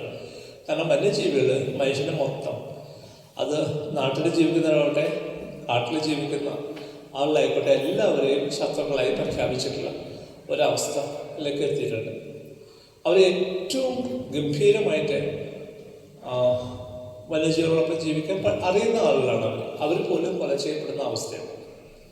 പണ്ട് ഞാൻ ഗവേഷണം നടത്തുന്ന സമയത്ത് നിലമ്പൂരിലെ ഉള്ളിൽ മാഞ്ചേരി എന്ന സ്ഥലമുണ്ട്. മാഞ്ചേരിക്ക് നമ്മൾ പിന്നെ പോയി കഴിഞ്ഞാലുള്ള ആളുകളിൽ താമസിക്കുന്ന ചോലനായ്ക്കരുണ്ട്. അവരോടൊപ്പം താമസിച്ച് വർക്ക് ചെയ്യുന്ന സമയത്ത് ഒരിക്കൽ ഫീൽഡിൽ പോയി തിരിച്ചു വരുമ്പോൾ എൻ്റെ ഒപ്പം ഉണ്ടായിരുന്ന ഒരു ചോലനായ്ക്ക യുവാവുണ്ട്. നമ്മൾ ഒരുമിച്ച് തിരിച്ചു നടന്നു. അങ്ങോട്ട് പോയ വഴിക്കല്ല തിരിച്ചു വരുന്നത്. അത് കുറച്ചും കൂടി എളുപ്പമുള്ള വഴിയുണ്ടെന്ന് പറഞ്ഞിട്ട് വരുമ്പോൾ ഞാൻ നോക്കുമ്പോൾ 2 മരം അടുത്തടുത്തുനിന്ന് തുടങ്ങിയിട്ട് ഇങ്ങനെ പിരിഞ്ഞു പോയ രണ്ട് മരങ്ങളുണ്ട്. ആ രണ്ടിൻ്റെ ഇടയ്ക്ക് ഒരു കൊട്ട പോലെ ഒരു സാധനം ഉണ്ടാക്കി ചൂരിലോട്ട്. ഇതെന്ത് സംഭവം? അത് ആനക്കുട്ടി പിടിക്കേ, ആനക്കുട്ടി പിടിക്കേ. ഞാൻ ചോദിച്ചപ്പോൾ എന്താ സംഭവം അറിയും? ആനക്കുട്ടികൾ പോകുന്ന സമയത്ത് ഇവർ ചെറിയ ബഹളം ഉണ്ടാക്കിയിട്ട് ആനക്കുട്ടീൻ്റെ അകത്തേക്ക് ഓടിക്കും. അത് അവിടെ ട്രാപ്ഡാവും. ആനക്കുട്ടി ഒച്ച വെച്ചിട്ട് അവരെ ഓടിക്കും. എന്നിട്ട് ഈ കുട്ടിയെ കൂട്ടിയിട്ട് കോളനിയിൽ വരും. ഇവർ താമസിക്കുന്ന സ്ഥലത്ത് മുറ്റത്ത് കൊണ്ടുവരും. എന്നിട്ട് ആനക്കുട്ടികളൊപ്പം കളിക്കുത്രേ. ആനക്കുട്ടിയുടെ പ്രത്യേകത എന്താ വെച്ചാൽ ഇത്ര ബ്യൂട്ടിഫുൾ ആയിട്ടുള്ള, ഇത്ര ഗംഭീരമായിട്ട് കളിക്കുന്ന ജീവി വേറില്ല. നമുക്ക് എത്ര നേരം വേണമെങ്കിലും അതിൻ്റെ കളി കണ്ടിരിക്കാൻ പറ്റും. ഭയങ്കര ലൈവാണ്, ഭയങ്കര ആക്റ്റീവാണ്. എന്നിട്ട് കുറേ നേരം ഇവർ ആനക്കുട്ടിയോടൊപ്പം കളിക്കും. അപ്പം ആനകളപ്പുറത്തുണ്ടാവും, അവർ ശബ്ദമൊക്കെ ഉണ്ടാക്കുന്നുണ്ടാവും. പക്ഷെ അവർക്കറിയാം കുഴപ്പമൊന്നുമില്ല എന്ന്. എന്നാലും അവർ ചെറിയ ശബ്ദമൊക്കെ ഉണ്ടായിക്കൊണ്ടിരിക്കും. കുറച്ച് കഴിഞ്ഞ് കളിയൊക്കെ കഴിഞ്ഞിട്ട് തിരിച്ചു വിടും. അവർ ഒരുമിച്ച് പോകും. ഇങ്ങനെയുള്ളൊരു ബന്ധം വന്യജീവികളായിട്ട് ഉണ്ടായിരുന്ന ആദിമനിവാസികൾ ഇപ്പം കാട്ടാനും ചവിട്ടിക്കൊല്ല. അതിലേക്ക് നമ്മൾ ട്രാൻസ്ഫർ. ഈ മൊബൈലുകൾ കുറച്ച് പ്രശ്നമാണ്. എന്താ വെച്ചാൽ ഞാനിങ്ങനെ ഈ പഠിച്ചു വന്നിട്ട് പറയാമല്ലോ.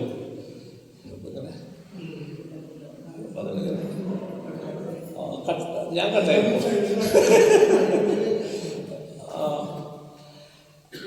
അപ്പൊ ഈ ബന്ധം അത് നല്ലൊരു സൈലൻ്റാക്കി വെച്ചാൽ വലിയ ഉപകാരം.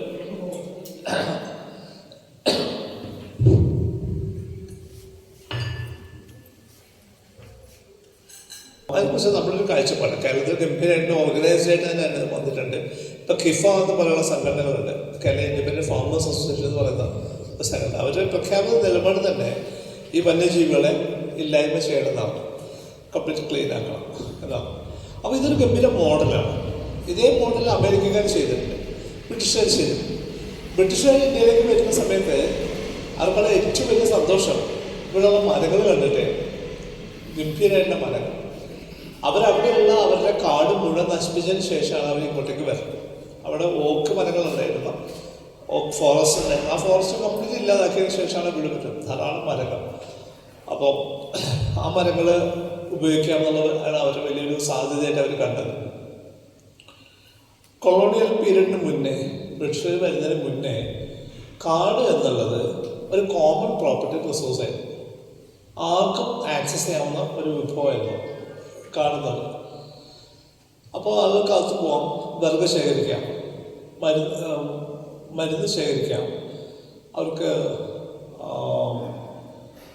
തേൻ ശേഖരിക്കാം, തെള്ള് ശേഖരിക്കാം. അങ്ങനെ കാട്ടുന്ന വിഭവങ്ങളൊക്കെ ശേഖരിക്കാൻ പറ്റുന്ന ഒരു കോമൺ പ്രോപ്പർട്ടി റിസോഴ്സാണ്. എല്ലാവർക്കും ആക്സസ് ഉള്ള സ്ഥലമായിരുന്നു. ബ്രിട്ടീഷുകാർ വന്നപ്പോൾ ആദ്യം അവർ ചെയ്തൊരു പരിപാടി ഇത് റിസർവ് ഫോറസ്റ്റ് ആയിട്ട് പ്രഖ്യാപിക്കുക എന്നുള്ളത്. ഇത് റിസർവ് ചെയ്യും. റിസർവ് ചെയ്തപ്പോൾ എന്താ അവസ്ഥ? നാട്ടുകാർക്ക് കയറാൻ പാടില്ല, അനുവാദം ഇല്ലാതെ അകത്ത് കയറാൻ പാടില്ല. അതുകൊണ്ട് എന്ത് സംഭവിച്ചു? കേരളത്തിലെ തനതായിട്ടുണ്ടായിരുന്ന ഒരു വൈദ്യ സമ്പ്രദായം ഒറ്റയടിക്കില്ലാതായിട്ട്. കേരളത്തിൽ ആയുർവേദം വരുന്നതിന് മുന്നേ, ആയുർവേദം നമ്മുടെ സംഭവം അല്ലാതെ വടക്കേ ഇന്ത്യയിൽ നിന്ന് ഹിമാലയ സാധനങ്ങളിൽ നിന്ന് കേരളത്തിലേക്ക് വന്ന സംഭവമാണ് ആയുർവേദം.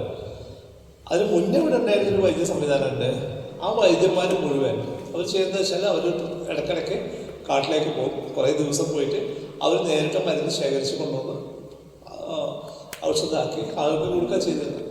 ആളുകൾ മുഴുവൻ സ്റ്റക്കായി, കാട്ടിലേക്ക് കയറാൻ പറ്റാത്ത അവസ്ഥയായി, വിറക് ശേഖരിക്കാൻ പറ്റാതായി, പച്ചില വളം ശേഖരിക്കാൻ പറ്റാതായി. പാടങ്ങളിലേക്കൊക്കെ പച്ചില വളം കൊണ്ടുവന്നിട്ടാണ് വളം കൂറുണ്ടാക്കുക. അത് ഇല്ലാതായി. അപ്പോൾ ഇതായിരുന്നു അവർ ആദ്യം ചെയ്ത സംഭവം. ഇത് റിഫ്ലക്റ്റ് ചെയ്തത് ഇന്ത്യൻ സ്വാതന്ത്ര്യ സമരമായിട്ട് ബന്ധപ്പെട്ട്. ഉപ്പ് സത്യാഗ്രഹം നിങ്ങൾ കേട്ടിട്ടുണ്ടോ? മഹാത്മാഗാന്ധി സിവിൽ ഡിസോബീഡിയൻസ് മൂവ്മെൻറ്റിൻ്റെ ഭാഗമായിട്ട് നിയമം ലംഘിക്കുന്ന പ്രക്രിയ തുടങ്ങുന്നത് ഉപ്പ് കുറുക്കിക്കൊണ്ടാണ്. പക്ഷെ ഉപ്പ് കുറുക്കുന്നതിൻ്റെ കുഴപ്പമെന്ന് വെച്ചാൽ ആ സമരം തീരത്ത് മാത്രമേ നടക്കൂ. ഇന്ത്യയുടെ കടൽത്തീരത്ത് മാത്രമല്ല ഉപ്പ് കൊടുക്കാൻ പറ്റും. പക്ഷെ ബഹുഭൂരിപക്ഷം വരുന്ന ആളുകൾ ജീവിക്കുന്ന ഇന്ത്യയുടെ ഉൾപ്രദേശങ്ങളിൽ അവരെന്താ ചെയ്യുക? അവരെങ്ങനെയാണ് നിയമം ലംഘിക്കുക? അവർ ലംഘിക്കാൻ ചെയ്യുന്നത് വന നിയമങ്ങളെ ലംഘിക്കുക എന്നുള്ളതാണ്. അവർ ബ്രിട്ടീഷ് സർക്കാരിൻ്റെ വന നിയമത്തെ തെറ്റിച്ചുകൊണ്ട് അവർ കാട്ടിക്കയറാൻ തുടങ്ങി. അങ്ങനെയാണ് ഉപ്പ് സഹകരണത്തിന് പാരലായിട്ട് ഇന്ത്യക്കകത്ത് സമരം നടക്കുന്നത്. കേരളത്തിൽ നടന്നിട്ടുണ്ട്. കണ്ണൂർ കാസർഗോഡ് ബോർഡറിൽ തോലും വിറകും സമരം എന്നാണ് അതിന് പറയുന്നത്. തോലെന്ന് പറഞ്ഞാൽ കാട്ടിൽ പോയിട്ട് ശേഖരിക്കുന്ന പച്ചില വളത്തിനാണ് തോലെന്ന് പറയുക. തോലും വിറകും, വിറക സമരം അന്ന് അവിടെ നടന്നിട്ടുണ്ടായിരുന്നു. അപ്പം ബ്രിട്ടീഷുകാർ വന്നോട് കൂടിയിട്ട് ഇത് തടിയുള്ളൊരു പ്രദേശം മാത്രമാണ്, അവിടെ നിന്ന് തടിയെടുക്കുക എന്നുള്ളതാണ് പ്രധാനം എന്നുള്ള നിലയ്ക്ക് മാറി. അതിന് മുന്നേ എല്ലാവർക്കും ആക്സസ് ഉണ്ടായിരുന്ന പ്രദേശമായിരുന്നു കാട്.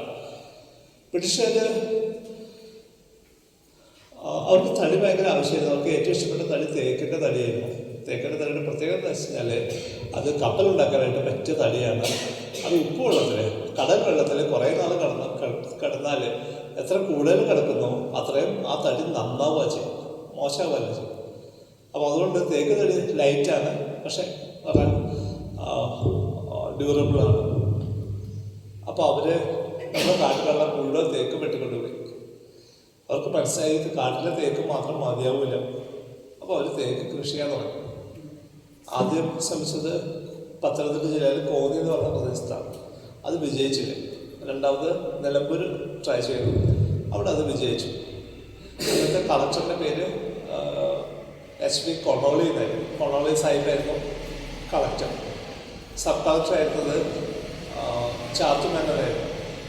അവർ രണ്ടുപേരും ശ്രമഫലമായിട്ട് നിലമ്പൂർ ആദ്യമായിട്ട് തേക്ക് കൃഷി ചെയ്യുന്നതിൽ വിജയിച്ചു. ആ വിജയത്തോടുകൂടി എന്ത് സംഭവിച്ചു വെച്ചാൽ നിലമ്പൂർ ഭാഗത്ത് ഏകദേശം 7500 ഹെക്ടർ സ്ഥലം സ്വാഭാവിക വനം വെട്ടിമാറ്റി തേക്ക് നട്ടു. അത് കേരളം മുഴുവൻ വ്യാപിച്ചു.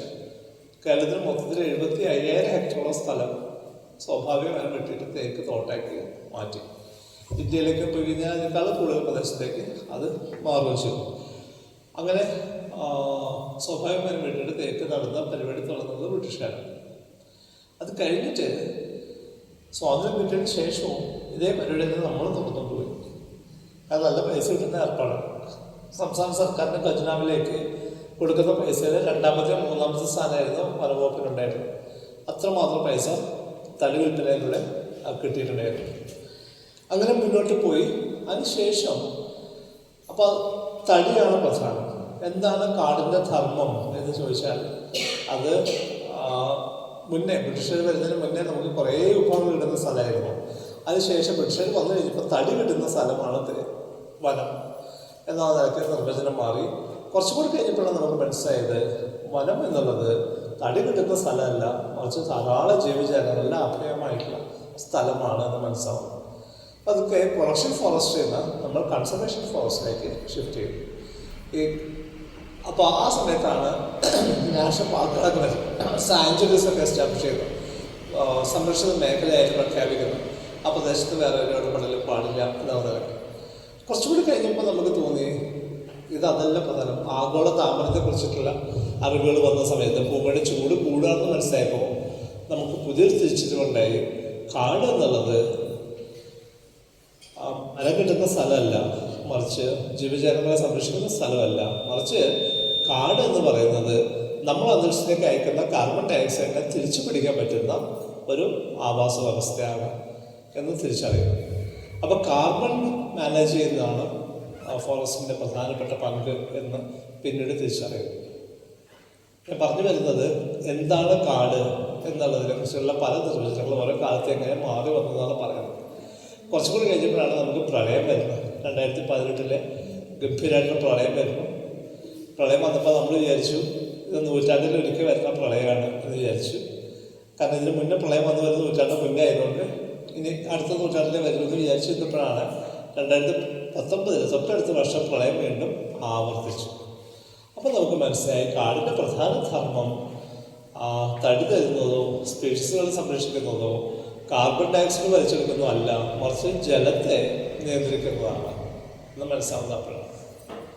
നിങ്ങളിവിടെ അടുത്ത് പുഴയിൽ പോയി നോക്കിയാൽ അവിടെ ഗംഭീരമായിട്ട് ഇപ്പോഴും വെള്ളം ഒഴുകുന്നത് കാണാം. ആ വെള്ളം എവിടുന്നാ വരുന്നത്?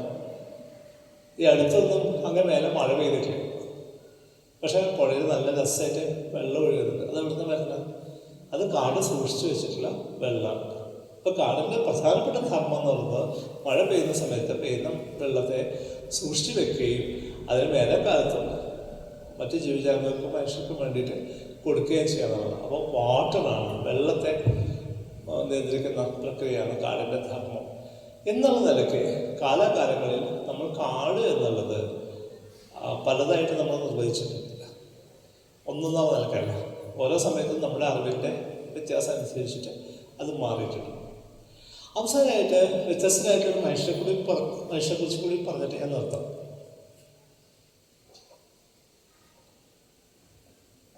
അത് കാട്ടിൽ ജീവിക്കുന്ന മനുഷ്യരാണ്. നമ്മൾ അവരെ വിളിക്കുക ആദിമ നിവാസികൾ എന്നാണ്. കേരളത്തിലെ ഔദ്യോഗിക കണക്കനുസരിച്ച് 37 വിഭാഗത്തിൽപ്പെട്ട ആദിമ നിവാസികൾ കേരളത്തിലുണ്ട്. അതിൽ 5 വിഭാഗങ്ങൾ പെർട്ടിക്കുലർലി വൾണറബിൾ ട്രൈബൽ ഗ്രൂപ്പ്സ് എന്നാണ് പറയുന്നത്. ഏറ്റവും ദുർബല വിഭാഗത്തിൽപ്പെട്ട ആളുകളെന്ന് പറയും. കണ്ടിട്ടുണ്ട് നിങ്ങൾ ആദിവാസികൾ? കണ്ടിട്ടുണ്ട്.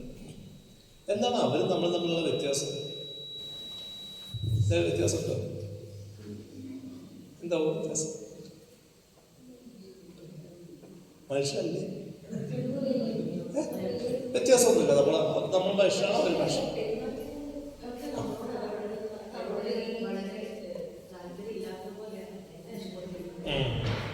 അത് നമ്മളോട് അടുക്കളായിട്ട് വലിയ താല്പര്യം.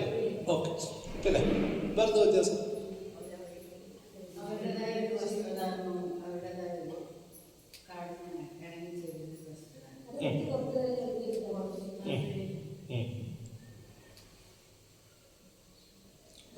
വ്യത്യാസം ഭാഷ വ്യത്യാസം.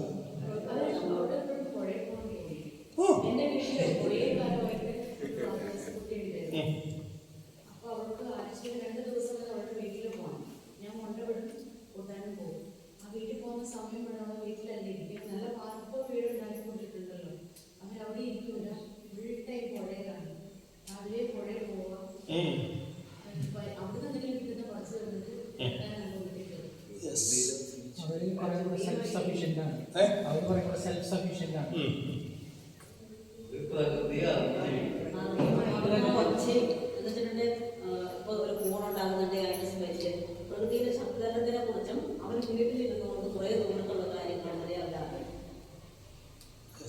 സാധാരണ നമുക്ക് സഞ്ചരിക്കുന്ന ആക്ട് വേണം, എവിടെയും പോകണമെങ്കിൽ ആക്ട് വേണം. വെറുക്കാതൊന്നും ഇല്ലാണ്ട് കാടിൽ നിന്നുള്ള ഇത്രയും കോംപ്ലക്സ് ആയിട്ടുള്ള സ്ഥലത്ത് അവർ സുഖമായിട്ട് ഒരു GPS-ന്റെ ഒന്നും സഹായം ഇല്ലാത്തതുകൊണ്ട് അവർ പോകുന്നുണ്ട്, മനസ്സിലാക്കുന്നുണ്ട്. കാട്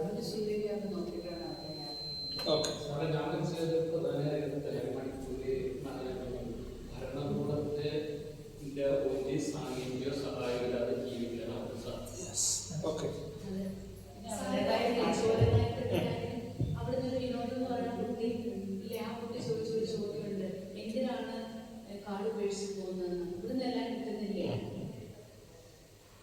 രണ്ട് കഥ പറയാം. ഒന്ന്, ഒരിക്കൽ ആദിവാസി ഊരിലൊപ്പം താമസിച്ചിട്ട് വിനോദക്കാലത്തിന് ചോളനായ്ക്ക് വിഭാഗത്തിൻ്റെ കൂടെ താമസിച്ച് 2 ആഴ്ച അവിടെ താമസിച്ച് തിരിച്ചു പോരുകയാണ്. അപ്പോൾ അവിടെ പോകുമ്പോൾ നമ്മളവിടെ കൊണ്ടുവിടാനായിട്ട് വണ്ടി പറയും. വണ്ടിയിൽ നമ്മൾ അവിടെ ഇറങ്ങും. എൻ്റെ ഡ്രൈവറോട് നമ്മൾ പറയും ഇന്ന ദിവസം വരാൻ പറയാൻ ചെയ്യാം. അപ്പോൾ ഡ്രൈവർ ആ സമയത്ത് വരിക. അപ്പോൾ അങ്ങനെ തിരിച്ചു വന്ന് നമ്മൾ വണ്ടി കയറി. അപ്പോൾ ചോളനായ്ക്ക് വിഭാഗത്തിൽപ്പെട്ട കുറച്ച് പേർക്ക് അന്ന് ഞാൻ തിരിച്ചു പോരുന്ന വഴിയിലൂടെയാണ് അവർക്ക് പോകേണ്ടത്, പല വിഭാഗങ്ങൾ ശേഖരിക്കാൻ. അപ്പോൾ അവർ എൻ്റെ ഒപ്പം വണ്ടി കയറി. അപ്പോൾ അവർക്ക് ഇറങ്ങേണ്ട സ്ഥലത്തിപ്പോൾ വണ്ടി നിർത്തി. അപ്പം ഞാൻ വണ്ടിയിൽ നിന്ന് ഇറങ്ങി യാത്ര പറയുകയാണ്. യാത്ര പറയുമ്പോൾ ഒരു പ്രായമായിട്ട് സ്ത്രീ എന്നോട് പറഞ്ഞു, സൂക്ഷിച്ചു പോകണ്ടോ. എങ്ങോട്ട്? നാട്ടിലേക്ക്.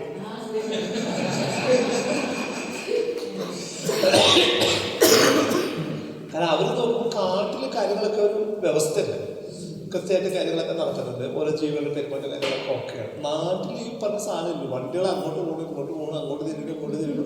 അപ്പോൾ അവരെന്നോട് സ്നേഹം കൊണ്ട് പറഞ്ഞാണ് സൂക്ഷിച്ചു പോകുമ്പോൾ അത് അലമ്പാണ്. അപ്പോൾ ഞാൻ എൻ്റെ വീട്ടിൽ നിന്ന് കാട്ടിലേക്ക് പോകുമ്പോൾ എൻ്റെ വീട്ടിലുള്ളവർ എന്നോട് തന്നെ പറയും സൂക്ഷിച്ചു പോകണം, എങ്ങോട്ട് കാട്ടിലേക്ക് പോകും. ഇത് 2 ലോകവീക്ഷണമാണ്. ഇത് 2 ഡയമെട്രിക്കൽ ഓപ്പോസിറ്റ് ആയിട്ടുള്ള 2 ലോകവീക്ഷണമാണ്. പണ്ടൊരിക്കൽ നിലമ്പൂർ വർക്ക് ചെയ്ത സമയത്ത് അവിടെ ഒരു വഴിക്കടവ് പഞ്ചായത്തിൽ വഴിക്കടവ് ഒരു സ്ഥലങ്ങൾ കേട്ടിട്ടുണ്ടാവും, ധാരാളം ബസ്സിൻ്റെ ബോർഡൊക്കെ കാണാം. കാരണം വഴിക്കോട് വരെ ബസ് പോകുള്ളൂ. അത് കഴിഞ്ഞ് പിന്നെ ചുരാണ്, പിന്നെ ഊട്ടി അല്ലെങ്കിൽ കൂടുതൽ പോകുന്ന വഴിയാണ്. ലാസ്റ്റ് സ്റ്റോപ്പാണ് വഴിക്കടവ്. അപ്പോൾ അവിടുത്തെ പഞ്ചായത്തിനെ വിളിച്ചു, ഒരു ക്ലാസ് എടുക്കാൻ വേണ്ടി വിളിച്ചാണ്. അപ്പം ഞാനവിടെ ചെല്ലുമ്പോൾ ആദിവാസികൾക്കാണ് ക്ലാസ് എടുക്കുന്നത്. അപ്പം ഞാനവിടെ ചെന്നു, ഞാൻ ജീപ്പിലാണ് ചെല്ലുന്നത്. അവിടെ എത്തുമ്പോൾ ആരും വന്നിട്ടില്ല. കുറച്ച് നേരം വെയിറ്റ് ചെയ്തു. അപ്പോൾ അവർ സംഘാടകരോട് ചോദിച്ച സമയം വണ്ടി ഒന്ന് കിട്ടുകയാണെങ്കിൽ അവർ വന്നുകൊണ്ടിരിക്കുക, നമ്മൾ പോയിട്ട് അവരത് കൂട്ടി വരായിരുന്നു. ഞാൻ പറഞ്ഞ എടുത്തോന്ന് പറഞ്ഞു.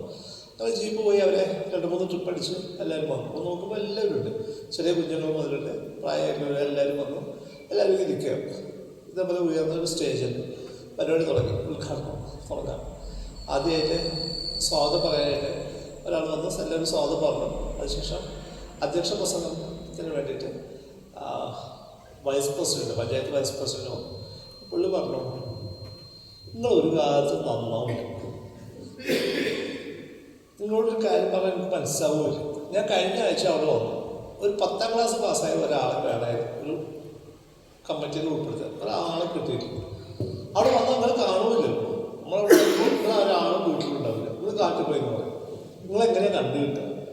നമ്മൾ സർക്കാർ ഇഷ്ടംപോലെ കാര്യങ്ങൾ നിങ്ങൾക്ക് വേണ്ടി ചെയ്യാൻ ശ്രമിക്കരുത്. അത് നിങ്ങൾ നിന്നേറണ്ടേ, നിങ്ങളൊന്ന് കിട്ടിയാലല്ലേ നിങ്ങൾക്ക് നടപ്പിലാക്കാൻ പറ്റുള്ളൂ എന്ന് പറഞ്ഞിട്ട് പുള്ളി അവർ കുറേ ഗുണദോഷിച്ചിട്ട് നിർത്തി. അത് കഴിഞ്ഞ് ഉദ്ഘാടനം ചെയ്യാനായിട്ട് പഞ്ചായത്ത് പ്രസിഡന്റിനെ വിളിച്ചു. പ്രസിഡന്റ് ഗംഭീര പ്രസംഗം.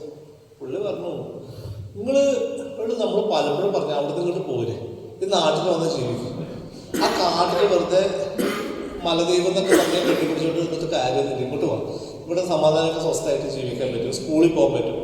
കേൾക്കുമല്ലോ നിങ്ങൾ വരുമോ ഇല്ല, എന്നിട്ട് അവിടെ കിടക്കും. എന്നിട്ട് നിങ്ങൾക്ക് ആ പ്രശ്നം ഈ പ്രശ്നം പറഞ്ഞ മൊത്തത്തിൽ വാർത്ത വരും.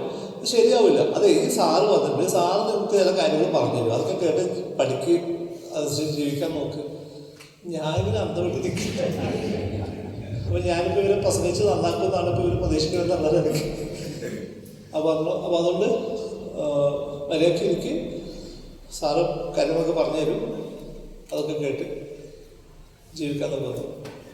അടുത്തായി മുഖ്യപ്രഭാഷകനായിട്ട് ഡോക്ടർ ടി വി സജീവിനെ ക്ഷണിക്കണമെന്ന് പറഞ്ഞു. അപ്പോൾ അതിങ്ങനെ ഇതേപോലെ റോസ്റ്റർ ഒന്നുമില്ല, ഇത് കുത്തി വെക്കുന്ന മൈക്കാണ്. മൈക്കിൻ്റെ അടുത്ത് എത്തിയിട്ട് ഞാനോട് പറഞ്ഞു, നിങ്ങളോട് പറയാനുള്ള കാര്യമൊക്കെ ഞാൻ പിന്നെ പറയും, ഇപ്പം ഇവരോട് കുറച്ച് കാര്യം പറയാനായിട്ട് നേരെ തിരിച്ച് വെച്ചിട്ട് അവരോട് പറഞ്ഞ കാര്യം എന്ന് വെച്ചാൽ, ഈ ലോകത്ത് ഏറ്റവും ഗംഭീരമായിട്ട് ജീവിക്കുന്ന മനുഷ്യരാണ് അവർ. ഏറ്റവും ശുദ്ധമായിട്ടുള്ള വായു ശ്വസിക്കുന്നവരാണ്, ഏറ്റവും ശുദ്ധമായിട്ടുള്ള ജലം കുടിക്കാനും കുളിക്കാനും ഉപയോഗിക്കുന്നവരാണ്. നമ്മളൊക്കെ വണ്ടി പിടിച്ചു പോയിട്ട് എന്ത് രസമുള്ള സ്ഥലത്ത് പറയുന്ന സ്ഥലത്ത് സ്ഥിരമായിട്ട് ജീവിക്കുന്ന ആളുകളവരാണ്. അവർക്ക് നമ്മളെപ്പോലെ വണ്ടി പിടിച്ച് പുതിയ സ്ഥലത്തേക്ക് പോകേണ്ട ആവശ്യമൊന്നുമില്ല. അവർ ഏറ്റവും ഗംഭീരമായിട്ടുള്ള സ്ഥലത്താണ് അവർ ജീവിക്കുന്നത്. അവർ നേരത്തെ സാറ് പറഞ്ഞ പോലെ അവരെപ്പോഴെങ്കിലും ആരെങ്കിലും ഭരിക്കാൻ ശ്രമിച്ചാൽ അവിടുന്ന് ഒഴിഞ്ഞു മാറി പോകുന്നവരാണ്. അവർ ഭരിക്കപ്പെടാൻ ഇഷ്ടപ്പെടുന്ന ആളുകളെ അല്ല, അവർ ഒഴിഞ്ഞു മാറിപ്പോകും. നമ്മളങ്ങനെയല്ല, നമ്മളെ ഭരിച്ചോന്ന് പറയുന്നത് നിന്ന് കൊടുക്കും, പിന്നെ ഭരിക്കും. സെക്രട്ടറിയിലേക്ക് പോയാൽ അറിയാം, ഇഷ്ടംപോലെ അപേക്ഷ സെക്രട്ടറിയിൽ വന്ന് നടക്കണ്ട. എൻ്റെ മതിൽ പൊട്ടി നന്നാക്കി തരണം, എൻ്റെ ഓട് പൊട്ടി, എൻ്റെ അത് പറ്റി ഇത് പറ്റി. നമ്മളിങ്ങനെ ഭരിക്കപ്പെടാൻ റെഡി ആയി നിൽക്കുക. ഇവർക്ക് ഈ ഭരണം സഹിക്കില്ല, അതുകൊണ്ട് അവർ ഒഴിഞ്ഞു. നിലമ്പൂര് പാട്ടുത്സവം എന്നൊരു ഉത്സവമുണ്ട്, വർഷത്തിൽ ഒരിക്കലും നടക്കുന്നത്. വേട്ടക്കരമൂലം ക്ഷേത്രത്തിൽ നടക്കുന്ന ഉത്സവമാണ്. ആ ഉത്സവത്തിൻ്റെ സമയത്ത് സംഭവിക്കുന്നത് അറിയോ? ആ സമയത്താണ് ഇവർ കാടുന്ന് നാട്ടിലേക്ക് വരും. ഇവർ വന്നിട്ട് രാജാവിന് ജമ്പത്ത് കിട്ടാൻ സാധ്യതയില്ലാത്ത കാട്ടിൽ നിന്നുള്ള വിഭവങ്ങൾ രാജാവിന് കൊടുക്കുക ചെയ്യും. അത് നമ്മളെല്ലാവർക്കും ഭക്ഷണം ഉണ്ടാവും. ഭക്ഷണം കഴിച്ചിട്ട് അവർ തിരിച്ചു പോവുക ചെയ്യും. അവർ ജീവിതത്തിൽ ഒരിക്കൽ പോലും ഒരു രാജാവിനോടോ ഒരു സർക്കാരിനോടോ ഒരു കാര്യം ആവശ്യപ്പെട്ടിട്ടില്ല, ഒന്നും ആവശ്യമില്ല. മാത്രമല്ല ഒരു കാര്യം, നമുക്കത് വേണം, നമുക്കിത് വേണമെന്ന് അവർ ആവശ്യപ്പെട്ടിട്ടേ ഇല്ല. പക്ഷെ നമ്മുടെ ആഗ്രഹമാണ് ഇവരെ നന്നാക്കി എടുക്കുന്നത്. എന്തിനാണ്? നമ്മളോ പെട്ടു, ഇവര് മാത്രമായിട്ട് അങ്ങനെ രക്ഷപ്പെടുന്ന എന്ന് വിചാരിച്ചിട്ട് അവരെ കൂടി നമ്മളെപ്പോലെ ആക്കാനായിട്ട് നമ്മൾ ഗംഭീരമായിട്ട് ശ്രമിച്ചുകൊണ്ടിരിക്കുക. ആ ശ്രമം എങ്ങനെ നടക്കുക? ഏകദേശം 40-45 വർഷം മുന്നേ മലയാള മനോരമ എന്ന് പറഞ്ഞ പത്രത്തിൻ്റെ ഒരു റിപ്പോർട്ടർ അങ്ങ് ഉള്ളിൽ പോവാണ് കാട്ടിൽ. ക്യാമറമാൻ ഉണ്ടപ്പോൾ പുള്ളി പോയിട്ട് ഇവരവിടെ കണ്ടു, ഫോട്ടോ ഒക്കെ എടുത്ത് സംസാരിച്ചു. തിരിച്ചു വന്നിട്ട് മനോരമ പത്രത്തിൽ ഒരാഴ്ച നീണ്ടു നിൽക്കുന്ന ഒരു സീരീസ് ലേഖനം എഴുതാണ്, എഡിറ്റോറിയൽ പേജിൽ. ആ ലേഖനത്തിൻ്റെ ആ പരമ്പരയുടെ ടൈറ്റിൽ കേരളത്തിൽ ഗുഹാമനുഷ്യർ എന്നായിരുന്നു. ആ വാർത്ത വായിച്ചിട്ട് അന്നും ടി വി ഒന്നും ഇല്ല, അന്നത്തെ ഏറ്റവും ബ്രേക്കിംഗ് ന്യൂസായിട്ട് അത് മാറി. സർക്കാർ ഞെട്ടി, സാധാരണ മനുഷ്യൻ ഞെട്ടി. കേരളത്തിൽ ഇത്രമാത്രം വിദ്യാഭ്യാസമുള്ള സാക്ഷരതയുള്ള സ്ഥലത്ത് ഗുഹാമനുഷ്യന് സഹിക്കാൻ പറ്റില്ല. എല്ലാ ഡിപ്പാർട്ട്മെൻറ്റ്സും ലൈവായി, ഭയങ്കര ആക്റ്റീവായി, എല്ലാവരും ഓടി അവിടെ എത്തി. അപ്പോൾ ഗുഹയിൽ താമസിക്കുന്നതിന് കാരണം എന്താ? വീടില്ലാത്തതുകൊണ്ടാണല്ലോ ഗുഹയിൽ താമസിക്കുന്നത്. അപ്പോൾ ആദ്യത്തെ പ്രോജക്റ്റ് അവർക്ക് വീട് വെച്ച് കൊടുക്കാന്നുള്ളത്. അവർക്ക് എല്ലാവർക്കും വീട് വെച്ചു. മാഞ്ചേരി എന്നുള്ള സ്ഥലത്ത് നമ്മൾ തമിഴ്നാട്ടിലൊക്കെ പോയി കാണുന്ന വീട് പോലെ ഒരു സ്ക്വയർ വീട്, മുകളിൽ ഫ്ലാറ്റ് ആയിട്ടുള്ള റൂഫായിട്ടുള്ള സാധനം വെച്ചു. അത് വെച്ച് വെച്ചിട്ട് ആരും അവിടെ വന്ന് താമസിച്ചില്ല. അതിന് 2 കാരണം ഉണ്ടായിരുന്നു. ഒന്ന്, ഈ സാധനം താഴേക്ക് വീഴില്ല എന്ന് ഇവർക്ക് ഒരു ഉറപ്പില്ല. ഇവർ സാധനം കണ്ടിട്ടില്ല. എന്നാൽ അവർ കരിമ്പുഴയ്ക്ക് കുറുകെ മഴക്കാലത്ത് അവർ പാലം ഉണ്ടാക്കും. ആ പാലം ഉണ്ടാക്കുന്നത് തൂക്കുപാലാണ്. അത് അവർ കൈകൊണ്ട് ഉണ്ടാക്കുന്നതാണ്. അവർ മുളയിൽ ചൂരിൽ ഉപയോഗിച്ചുണ്ടാക്കുന്ന അതിൻ്റെ ബലം അവർക്ക് അറിയാം. അതിന് മുകളിൽ കൂടെ കൂളായിട്ടാണ് നടന്നു പോകും. പക്ഷെ അത് അവരുണ്ടാക്കിയതാണ്, അതിൻ്റെ ശക്തിയും ബലവും അവർക്കറിയാം. ഈ സാധനം വീഴില്ലെന്ന് അവർക്കൊരു ഉറപ്പില്ല. ഒന്നാമത്തെ കാരണം. രണ്ടാമത്തെ കാരണം എന്ന് വെച്ചാൽ ഇവർ കൃഷി ചെയ്യുന്നവരോ സർക്കാർ ജോലി ചെയ്യുന്നവരൊന്നും അല്ലല്ലോ. ഇവർ ഹണ്ടർ ഗ്യാദറേഴ്സാണ്.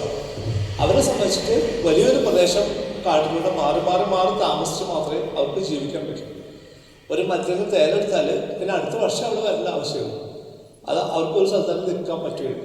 അപ്പം നമ്മുടെ ഒരു ബോധമുണ്ട്. എനിക്കൊരു വീടുണ്ട്, ഞാൻ രാവിലെ വീട്ടിൽ നിന്ന് കുപ്പായം വിട്ട് ജോലിക്ക് പോകുന്നു, വൈകുന്നേരം തിരിച്ചു വരുമ്പോൾ. ഇതാണ് നമുക്ക് വീടിനെ കുറിച്ചുള്ള ബോധം. ഇതല്ല അവരുടെ ബോധം.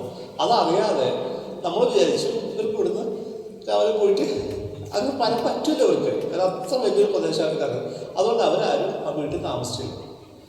അപ്പോൾ പറഞ്ഞാൽ അടുത്ത തിയറി വന്നു, അവരവിടെ ജീവിക്കാത്തത് അവിടെ ആന വരണോണ്ടാണ്. അപ്പോൾ അത് ചെയ്തു, ഈ വീടുകളെല്ലാം ഇരിക്കുന്നതിന് ചുറ്റും എലിഫന്റ് ട്രെഞ്ച് ഉണ്ടാക്കി, വലിയ കുഴി ഉണ്ടാക്കി, ട്രെഞ്ച് ഉണ്ടാക്കി. എന്നിട്ടും അവരവിടെ വന്ന് താമസിച്ചു. അപ്പോൾ അടുത്ത തീരുമാനം വന്നു, അവരവിടെ താമസിക്കുന്നത് കൃഷിയില്ലാത്തതുകൊണ്ടാണ്. അവരിങ്ങനെ ഹണ്ടർ ഗ്യാദറേഴ്സ് ആയതുകൊണ്ടാണ്. അപ്പോൾ കൃഷി നോക്കണം. അങ്ങനെ കൃഷി വകുപ്പിനെ അങ്ങോട്ടേക്ക് അയച്ചു. അങ്ങനെ കൃഷി വകുപ്പ് അവിടെ ഓടിച്ചു വന്നു. ഈ കാട്ടിൽ നല്ല ഒന്നാമത്തെ കാടാണ് അവിടെ. അവിടെ പോയിട്ട് എന്താ കൃഷി ചെയ്യാം? അവരെന്ത് ചെയ്യുന്നറിയോ? അവിടെ കുറേ കാപ്പി ചെടി നട്ടുപിടിച്ചു. നിങ്ങളിപ്പോൾ അവിടെ പോവുകയാണെങ്കിൽ വലിയ മരമായിട്ട് നിൽക്കുന്ന കാപ്പി മരങ്ങൾ കാണും. കാരണം ഇവരെ സംബന്ധിച്ച് ഇവർ കാപ്പി കുടിക്കാറില്ല. കാപ്പി എങ്ങനെയാണ് ചെയ്യേണ്ടത്, പ്രോസസ് ചെയ്യേണ്ടത് ഇവർക്ക് അറിയുമില്ല. അതുകൊണ്ട് ആ സാധനം ഫെയിലായി. ഇങ്ങനെ ഇവരെ നന്നാക്കാനായിട്ട് നമ്മൾ നിരന്തരമായിട്ട് ശ്രമിച്ചുകൊണ്ടിരുന്നു. അതിനിടയ്ക്കാണ് സാക്ഷരതാ പ്രസ്ഥാനം വരുന്ന കേരളത്തിൽ. നമ്മളെല്ലാവരും സാക്ഷരതാണെന്ന് തീരുമാനിച്ചു. നമ്മൾ പെട്ടെന്ന് അപ്പം അങ്ങനെ ഗംഭീര ക്യാമ്പയിൻ കേരളത്തിൽ നടക്കുന്നു. അങ്ങനെ അത് അവിടെ എത്തി. ഇവരെ അക്ഷരം പഠിപ്പിക്കും. അപ്പോൾ അതിൽ 2 ടീച്ചർമാരെ അവിടെ പോസ്റ്റ് ചെയ്തു. അവിടുത്തെ കുട്ടികളെ കൂടെ കൊണ്ടുവന്നിട്ട് ഈ നേരത്തെ ഉണ്ടാക്കിയ വീടുണ്ടല്ലോ, ആ വീടിൻ്റെ മേലെ കുടിലുണ്ടാക്കി. കുടിലിട്ടിട്ട് അവിടെയാണ് ഇവർ കുട്ടികൾ നിൽക്കുക. അപ്പോൾ കുട്ടികളുടെ അട്രാക്ഷൻ എന്ന് വെച്ചാൽ ടീച്ചർമാർ ഭക്ഷണം ഉണ്ടാക്കും, ആ ഭക്ഷണം കഴിക്കാം. അങ്ങനെ അവിടെ ഭക്ഷണം കഴിക്കാൻ പോകും. അങ്ങനെ ഭക്ഷണം കഴിക്കുകയും പഠിക്കും. ഇവരെ മലയാളം പഠിക്കും. അപ്പോൾ സാക്ഷരത മൊത്തം തട്ടിപ്പ് പ്രസ്ഥാനം എന്നുള്ളതുകൊണ്ട് നമുക്ക് എന്തുകൊണ്ട് മനസ്സിലാക്കാമെന്ന് വെച്ച് കഴിഞ്ഞാൽ ഈ മലയാളം പഠിപ്പിക്കലാണല്ലോ. അവർ ഗംഭീരമായിട്ടുള്ളൊരു ഒരു സംസ്കാരമുള്ള ഒരു മനുഷ്യരെ അവർക്ക് മലയാളം അറിയില്ല എന്നുള്ളതുകൊണ്ടാണ് നമ്മളവരെ ഒരു കുറഞ്ഞ മനുഷ്യരായിട്ട് അവർക്ക് ഭാഷയുണ്ട്. അത് സ്ക്രിപ്റ്റ് ഇല്ലാത്തേ ഉള്ളൂ. അവരുടെ അറിവ് വേറെ ലെവൽ അറിവാണ്. അതെങ്ങനെയാണ് ആ അറിവെന്ന് വെച്ച് കഴിഞ്ഞാൽ നിങ്ങളൊന്ന് ആലോചിച്ച് നോക്കാം. സ്കൂളില്ലാതെ, ആശുപത്രി ഇല്ലാതെ, റോഡില്ലാതെ, ഒരു തരത്തിലുള്ള വാഹന സൗകര്യം ഇല്ലാതെ, അത്തരത്തിൽ ഒരു തരത്തിലുള്ള സംവിധാനം ഇല്ലാതെ ഒരു സമൂഹം ജീവിക്കുന്നുണ്ടെങ്കിൽ അവരവിടെ വളരുന്നുണ്ട്, അവർ വിവാഹം കഴിക്കുന്നുണ്ട്, കുട്ടികളുണ്ടാവുന്നുണ്ട്, അങ്ങനെ ജീവിച്ചു പോകുന്നുണ്ടെങ്കിൽ അവർക്ക് എത്രമാത്രം അറിവ് വേണം എന്നാലോചിച്ചു അല്ലെ? അത്രമാത്രം അറിവുണ്ടെങ്കിൽ അങ്ങനെ ജീവിക്കാൻ പറ്റും. നമ്മളെ സംബന്ധിച്ചിട്ടോ, എന്നെ സംബന്ധിച്ചിട്ട് എനിക്ക് ഇപ്പം കേരളത്തിൽ കിട്ടാവുന്ന വിദ്യാഭ്യാസത്തിന്റെ അങ്ങേറ്റത്തിൽ വിദ്യാഭ്യാസം ഞാൻ നേടിയിട്ടുണ്ട്, PhD ഒക്കെ. പക്ഷെ എനിക്ക് തലവേദന വന്നാല് ഒരു 2 ദിവസം മാറാൻ തലവേദന വന്നാലും ഞാൻ പോയിട്ട് ഡോക്ടറോട് ചോദിക്കും, ഡോക്ടർ എനിക്കെന്താ പറ്റി? ആരോടെ ചോദിക്കുന്നു? എൻ്റെ ആദ്യം ഇതുവരെ കാണാത്ത ഡോക്ടറോടെ ചോദിക്കും.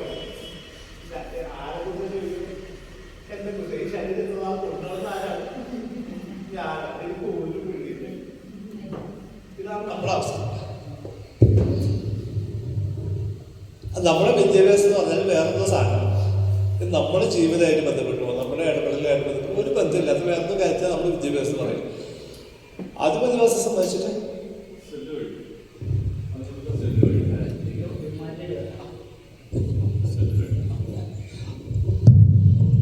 ഇവരെ സംബന്ധിച്ച് അങ്ങനെയല്ല. അവർക്ക് അവിടെ ആശുപത്രി ഇല്ല, അവർക്ക് ഡോക്ടർ ഇല്ല. അതുകൊണ്ട് അവർക്ക് അവരെക്കുറിച്ച് അറിയാം, അവരുടെ ശരീരത്തെക്കുറിച്ച് അറിയാം, അവർക്ക് വരുന്ന അസുഖത്തെക്കുറിച്ച് അറിയാം, അസുഖത്തിലുള്ള മരുന്നിനെ കുറിച്ച് അറിയാം. അങ്ങനെ പൂർണ്ണമായിട്ടുള്ള അറിവോടുകൂടി ജീവിക്കുന്ന മനുഷ്യരാണ് നമ്മൾ ആദിമനിവാസികൾ എന്ന് വിളിക്കുന്നത്. അവരെപ്പോഴും ഭരിക്കാൻ നമ്മൾ ശ്രമിക്കുന്നു, അപ്പോഴൊക്കെ അവരാകുന്നതെന്ന് നോക്കും. ഇങ്ങനെ സാക്ഷരതാ പ്രവർത്തനം നടത്തുന്ന സമയത്ത് ആ കൂട്ടത്തിൽ വന്നൊരു പയ്യനുണ്ടായിരുന്നു. അവരുടെ ബാലൻ. ബാലൻ്റെ ഒരു പ്രത്യേകത എന്ന് വെച്ചാൽ ബാലൻ നന്നായി പഠിക്കുകയായിരുന്നു. ഈ പറഞ്ഞുകൊടുക്കുന്ന സാധനം ടക്ക് ടക്ക് എന്ന് പറഞ്ഞ പുള്ളി വായിച്ചു പഠിക്കും. അപ്പോൾ പഠിപ്പിക്കുന്നവർക്ക് ഭയങ്കര സന്തോഷമായിട്ട് പുള്ളി അവിടുന്ന് പിക്ക് ചെയ്ത് നിലമ്പൂർ കൊണ്ടുവന്നിട്ട് ട്രൈബൽ സ്കൂളിൽ ചേർത്തിട്ട് സ്കൂളിൽ വിട്ടു. പുള്ളി 10ാം ക്ലാസ് പാസ്സായി. ചോലനായക വിഭാഗത്തിൽ നിന്ന് ആദ്യമായിട്ട് 10ാം ക്ലാസ് സാവുന്ന കുട്ടിയായി ബാലൻ മാറി. 10ാം ക്ലാസ് കഴിഞ്ഞപ്പോൾ പുള്ളി നേരെ വയനാട് കൊണ്ടുപോയി അവിടെ പ്രീമാട്രിക് ഹോസ്റ്റലിൽ താമസിച്ചിട്ട് അവിടെ പ്രീ ഡിഗ്രി പഠനം നടന്നു. അതും പുള്ളി പാസ്സായി. ആദ്യമായിട്ട് +2 പാസ്സാവുന്ന ചോലനായക വിദ്യാർത്ഥിയായിട്ട് ബാലൻ മാറി. അത് കഴിഞ്ഞ് പുള്ളിയെ കോഴിക്കോട് മലബാർ ക്രിസ്ത്യൻ കോളേജിൽ കൊണ്ടുപോയി ചേർത്തു. മലബാർ ക്രിസ്ത്യൻ കോളേജിൽ നിന്ന് പുള്ളി ഓടി രക്ഷപ്പെട്ടു. കാരണം അതുവരെ ജീവിച്ച സ്ഥലത്തൊക്കെ തന്നെ ട്രൈബൽ കുട്ടികളൊക്കെ ആയിരുന്നുകൊണ്ട് പുള്ളിക്ക് വലിയ കുഴപ്പമില്ലായിരുന്നു. മലബാർ ക്രിസ്ത്യൻ കോളേജിൽ എത്തുമ്പോൾ പുള്ളി ആകെ അന്ന് വിട്ടിട്ട് അവരോടൊപ്പം നിൽക്കാൻ പറ്റില്ല എന്നുള്ളത് പുള്ളി തിരിച്ചു പോയി. പക്ഷെ ബാലിനെ സ്നേഹമുള്ള ഒത്തിരി പേരുണ്ടായിരുന്നു. അതുകൊണ്ട് ഏതൊക്കെ പരീക്ഷ വരുമ്പോഴും ബാലിനെ പോയി കൂട്ടിക്കൊണ്ടുപോയി പരീക്ഷ എഴുതുകയൊക്കെ ചെയ്തു. അങ്ങനെ ഒരു പരീക്ഷ എഴുതിച്ചത് ഫോറസ്റ്റ് ഡിപ്പാർട്ട്മെൻറ്റിലെ പരീക്ഷയാണ്. ഗാർഡായിട്ടുള്ള പരീക്ഷ എഴുതി. അപ്പോൾ ബാലൻ ST വിഭാഗത്തിലായതുകൊണ്ട് റിസർവേഷൻ ഉണ്ട്, പുള്ളിക്ക് ജോലി കിട്ടുകയോ ചെയ്തു. കാരണം പുള്ളി ആദ്യമായിട്ട് നിലമ്പൂർ ഫോറസ്റ്റ് ഓഫീസിൽ ജോയിൻ ചെയ്യാൻ വേണ്ടി ചെല്ലുകയാണ്. അവിടെ ചെന്നപ്പോൾ ബാലൻ കാണുന്നത് അവിടെ ആളുകളൊക്കെ ഇങ്ങനെ ഭയങ്കര സ്ട്രേഞ്ചായിട്ട് ബിഹേവ് ചെയ്യണം കാണുന്നത്. അതൊരാളിങ്ങനെ നടന്നു പോകുന്ന സമയത്ത് സൈഡിൽ നിൽക്കുന്ന ആളുകളൊക്കെ ചാടി എടുത്ത് സല്യൂട്ടൊക്കെ ചെയ്യും. ബാലൻ മനുഷ്യക്ക് എന്താ പറ്റിയെന്ന് നമുക്ക് മനസ്സിലായി. ബാലിന് മനസ്സിലായത് എന്നെ കൊണ്ട് പറ്റില്ല. ബാലൻ തിരിച്ചു പോയി. ബാലിന് ഒരു തരത്തിൽ മനസ്സിലാവണില്ല, ഇതെന്താ ഈ ആളിങ്ങനെയൊക്കെ ബിഹേവ് ചെയ്യണമെന്ന് മനസ്സിലാവില്ല. ബാലൻ തിരിച്ചു കാട്ടിപ്പോയി. സാധാരണ ഇതിനുള്ള ജോലി പോകുന്നതാണ്. പക്ഷേ ബാലനായതുകൊണ്ട് ബാലിനെ സ്നേഹിക്കുന്ന ഒത്തിരി മനുഷ്യരുള്ളതുകൊണ്ടും അതിനകത്ത് ഫോറസ്റ്റ് ഡിപ്പാർട്ട്മെൻറ്റ് ആളുകളും വിദ്യാഭ്യാസ വകുപ്പിലെ ആളുകളൊക്കെ ഉള്ളതുകൊണ്ട് ബാലിനെ വീണ്ടും തിരിച്ചു കൊണ്ടുവന്ന് പുള്ളിക്ക് ജോലി ചേർത്തു. അങ്ങനെ പുള്ളിയുടെ ഏരിയ വരുന്ന കരല റേഞ്ച് എന്ന് പറഞ്ഞ സ്ഥലത്തുള്ള ചെറുപുഴ ചെക്ക് പോസ്റ്റിൽ പുള്ളിക്ക് ജോലി കിട്ടും. അപ്പം ഞാൻ ബാലിനെ കാണുന്നത് എങ്ങനെയാണെന്ന് വെച്ച് കഴിഞ്ഞാൽ, ആ സമയത്ത് എൻ്റെ വൈഫ് ഒരു ആയുർവേദ ഡോക്ടറാണ്. അപ്പോൾ അവരുടെ കോളേജിൽ പഠിക്കുന്ന കുട്ടികളെ നിലമ്പൂർ കാട് കാണാൻ വന്ന സമയത്ത് കാട്ടിനകത്തേക്ക് ബസ്സിൽ പോയി. അപ്പം ഞാൻ അവരോട് കഥ പറഞ്ഞു കൊടുക്കാനായിട്ട് കൂടി തിരിച്ചു വരുമ്പോൾ ഈ ചെക്ക് പോസ്റ്റ് നിർത്തിയിട്ട് അവിടെ ഒരു ഷോപ്പുണ്ട്. അവിടുത്തെ കുറച്ച് സാധനങ്ങളൊക്കെ വിൽക്കുന്നുണ്ട്, തേൻ അങ്ങനെയുള്ള സാധനങ്ങളൊക്കെ വിൽക്കുന്നുണ്ട്. അപ്പോൾ കുട്ടികൾ തേനൊക്കെ വാങ്ങാൻ വേണ്ടി ഇറങ്ങി. അപ്പോൾ കുറച്ച് കഴിഞ്ഞിട്ട് അവർ വരാത്ത കാരണം ഞാൻ ബസ്സിൽ നിന്ന് ഇറങ്ങി നോക്കുമ്പോൾ കാണുന്ന കാഴ്ച വെച്ചാൽ ഒരു പേശയിൽ പാലിലെടുത്ത് റെസിറ്റ് എഴുതുകയാണ്. ഒരു കുട്ടികൾ വാങ്ങിച്ച വസ്തുക്കളുടെ റെസിറ്റ് എഴുതും. ഈ പെൺകുട്ടികൾ ചുറ്റും നിൽക്കുന്നുണ്ട്. നഗരത്തിൽ നിന്ന് വരുന്ന കുട്ടികളാണല്ലോ. അപ്പോൾ പാലിന് ഈ പെൺകുട്ടികൾ ചുറ്റും നിൽക്കുന്ന കാരണം ഭയങ്കര കുറച്ചിലായിട്ട് ഇങ്ങനെ കുഞ്ഞിങ്ങനെ പൂഞ്ഞ് കൂടിയിരുന്ന് ഇങ്ങനെ റെസിറ്റ് എഴുതുന്ന പാലിനെയാണ് ഞാൻ കാണുന്നത്. കുറച്ച് ദിവസം കഴിഞ്ഞപ്പോൾ ഒരു വാർത്ത പത്രത്തിൽ ബാലിനെ സസ്പെൻഡ് ചെയ്തു ഒരു വാർത്ത നോക്കുമ്പോൾ വെച്ചാൽ ആനക്കൊമ്പ് മോഷ്ടിച്ചത് ബാലിനെ സസ്പെൻഡ് ചെയ്തൊരു വാർത്ത. ഇത് ഭയങ്കര ക്യൂരിയസ് ആയിട്ട് തോന്നി. ആനക്കൊമ്പ് മോഷ്ടിച്ചതിൽ ബാലിനെ സസ്പെൻഡ് ചെയ്തൊരു വാർത്ത എനിക്ക് ഭയങ്കര സർപ്രൈസ് ഒക്കെ തോന്നി. കാരണം ഒന്നാമത്തെ പ്രശ്നം എൻ്റെ തലയിൽ അപ്പം ഓടിയ സാധനം എന്ന് വെച്ചാൽ ബാലൻ വരുന്ന ചോരനായിക കമ്മ്യൂണിറ്റിക്ക് അകത്തൊരു കള്ളൻ ഉണ്ടാവാൻ പറ്റൂല. കാരണം അവിടെ സ്വകാര്യ സ്വത്ത് എന്നൊരു സാധനം ഇല്ല. സ്വകാര്യ സ്വത്ത് ഉണ്ടെങ്കിലാണല്ലോ മോഷണമാവുക. നിങ്ങളുടെ അടുത്തൊരു സാധനം ഉണ്ട്, അത് എൻ്റെ അടുത്ത് ഇല്ല. അപ്പോഴാണ് എനിക്ക് ഇതങ്ങനെ സംഭവമില്ല. അവർ ശേഖരിക്കുന്ന വസ്തുക്കളെല്ലാം ഒരുമിച്ച് കൊണ്ടുവരികയും ഒരുമിച്ച് ഉപയോഗിക്കുകയും ഒരുമിച്ച് ഭക്ഷണം ഉണ്ടാക്കുകയും ഒരുമിച്ച് കഴിക്കുകയും ചെയ്ത് ജീവിക്കുന്ന ഒരു സമൂഹത്തിൽ ഒരു കളർ ഉണ്ടാവാൻ പറ്റൂല. തിയററ്റിക്കലി ഇമ്പോസിബിളാണ് ഒരു കളർ ഉണ്ടാവുക എന്നുള്ളത്. അത് ആ തരത്തിലുള്ളൊരു സൊസൈറ്റിയാണ്. അതായത് പ്രിമിറ്റീവ് കമ്മ്യൂണിസം എന്നൊക്കെ പറയുന്ന തരത്തിലുള്ള ഒരു കമ്മ്യൂണിറ്റി സോഷ്യലിസത്തിൻ്റെ ഏറ്റവും ടോപ്പ് ലെവലിലുള്ള സംഭവമാണ്. നല്ല കള്ളന് മോഷണം കിട്ടുന്നതിന് ഞാൻ അവിടെ പോയി റേഞ്ചേഴ്സിൻ്റെ സംസാരിച്ചു. സംഭവിച്ചതെന്ന് വെച്ചാൽ ഇവിടെ 4 പേര് ജോലി ചെയ്യുന്നുണ്ട് ആ സ്റ്റേഷനിൽ. ബാലിനും പിന്നെ വേറൊരു ഫോറസ്റ്ററുണ്ട്, 2 സ്ത്രീകളുണ്ട്, 2 ഗാർഡ്സ്. അപ്പോൾ സ്ത്രീകളൊക്കെ വനംവകുപ്പിൽ ഗാർഡായിട്ടൊക്കെ ജോയിൻ ചെയ്യുന്ന സമയത്ത് പത്രത്തിലൊക്കെ വലിയ വാർത്ത വരും. കാട് കാക്കാൻ ക്ഷീര വനിതകൾ എന്നൊക്കെ പറഞ്ഞിട്ട് ഭയങ്കര. പക്ഷെ ജോലി കിട്ടിക്കഴിഞ്ഞാൽ ഉച്ചയാകുമ്പോൾ അവർ വീട്ടിൽ പോകും. അപ്പോൾ പെൺകുട്ടികൾ 2 പേരും ഉച്ചയാകുമ്പോഴേക്കും വീട്ടിൽ പോയിട്ടുണ്ടാവും. മറ്റേ ആഴ്ചക്കാർക്ക് ബൈക്കുണ്ട്, പുള്ളി വൈകുന്നേരമാകുമ്പോൾ പുള്ളി പോകും. ബാലിനെ സംബന്ധിച്ച് വീട്ടിൽ പോകണമെങ്കിൽ കാട്ടിൻ്റെ ഉള്ളിലേക്ക് പോകണം, 16 കിലോമീറ്റർ. അവിടെ ബാലിന് പോകാൻ പറ്റൂല, ബാലിന് അവിടെ തന്നെയാണ്. ആ ബാലൻ പല പ്രാവശ്യം എനിക്ക് ലീവ് വേണം എന്ന് പറഞ്ഞു. ബാലൻ ലീവ് വേണമെന്ന് പറയുമ്പോൾ ബാക്കിയുള്ളവരുടെ പെരുമാറ്റം എങ്ങനെയാണെന്ന് വെച്ചാൽ ഈ ആദിവാസിക്ക് ജോലി കിട്ടിയത് തന്നെ വലിയ ഭാഗ്യം. ഇനി അവന് ലീവ് കൂടി വേണം എന്നതൊക്കെയാണ് റെസ്പോണ്ട് ചെയ്യുക. ലീവ് കൊടുക്കൂല. അപ്പോൾ ബാലിനെ സംബന്ധിച്ചിട്ട് 18 ഡ്യൂട്ടിയാണ്, രാത്രി ഡ്യൂട്ടിയാണ്. അവസാനം നിൽക്കളി ഇല്ലാതായിട്ട് അവിടെ ഒരു ആന ചരിഞ്ഞിരുന്നു. അതിൻ്റെ കൊമ്പ് സ്റ്റേഷനിൽ സൂക്ഷിച്ചു വെച്ചിട്ട് ബാലിനെന്ന് വെച്ചാൽ 2 കൊമ്പ് എടുത്ത് തൊട്ട് പുറകിൽ സ്റ്റേഷൻ്റെ പുറകിലുള്ള ഒരു കുറ്റിക്കാട്ടിൽ കൊണ്ട് ഒളിപ്പിച്ച് വെച്ചു. പിറ്റേ ദിവസം ബാക്കികളിൽ വന്നിട്ട് കൊമ്പ് ബാലൻ പറഞ്ഞു എനിക്കറിയാൻ പാടില്ല, ഞാൻ പറഞ്ഞു പോയി എന്നുണ്ടായിരുന്നു, എനിക്ക് അറിയില്ല എന്ന് പറഞ്ഞു. അപ്പോഴേക്കും ഇവരെ റേഞ്ച് ഓഫീസിൽ എത്തി. റേഞ്ച് ഓഫീസിൽ ഓടി വന്നു. റേഞ്ച് ഓഫീസിൽ ബാലിനോട് ഒരു പ്രത്യേക വേവലത്തുള്ളതുകൊണ്ട് ബാലൻ ഒറ്റയ്ക്ക് വിളിച്ച് മാറ്റി ചോദിച്ചാൽ എന്താ പല പ്രശ്നമാണ്. അപ്പോൾ റേഞ്ച് ഓഫീസിൽ ബാലൻ പറഞ്ഞു സാറേ പോയിട്ടൊന്നുമില്ല, എനിക്ക് ഞാൻ ലീവ് എത്ര നാളായി ചോദിക്കണം, എനിക്ക് തന്നിട്ടില്ല. അതുകൊണ്ട് ഞാൻ ഇവിടെ വെച്ചിട്ടുണ്ട്. പിന്നെ ഒരു കൊമ്പെടുത്ത് കൊടുക്കുകയും ചെയ്തു. പക്ഷെ അപ്പോഴേക്കും ബാലിൻ്റെ ഒപ്പം ജോലി ചെയ്യുന്നവർക്ക് മനസ്സിലായി ഇവനെ വെച്ചുകൊണ്ടിരുന്ന പ്രശ്നമാണ്, നാളൊരു കുഴപ്പമുണ്ടായില്ല, അവർ കൊടുക്കും. അതുകൊണ്ട് അവർ നേരെ പത്രക്കാർക്ക് കൊടുത്തു. പത്രത്തിൽ വാർത്ത വന്നു, ആനക്കൊമ്പ് വർഷം പോയിരുന്നു. പിന്നെ കോള് വരുന്നത് തിരുവനന്തപുരത്തു നിന്നാണ്. അന്വേഷിച്ചു. അപ്പോൾ പുള്ളിയായിരുന്നു ആ സമയത്തുണ്ടായിരുന്നു, സസ്പെൻഡ് ചെയ്തു. ഇതാണ് ഉണ്ടായത്.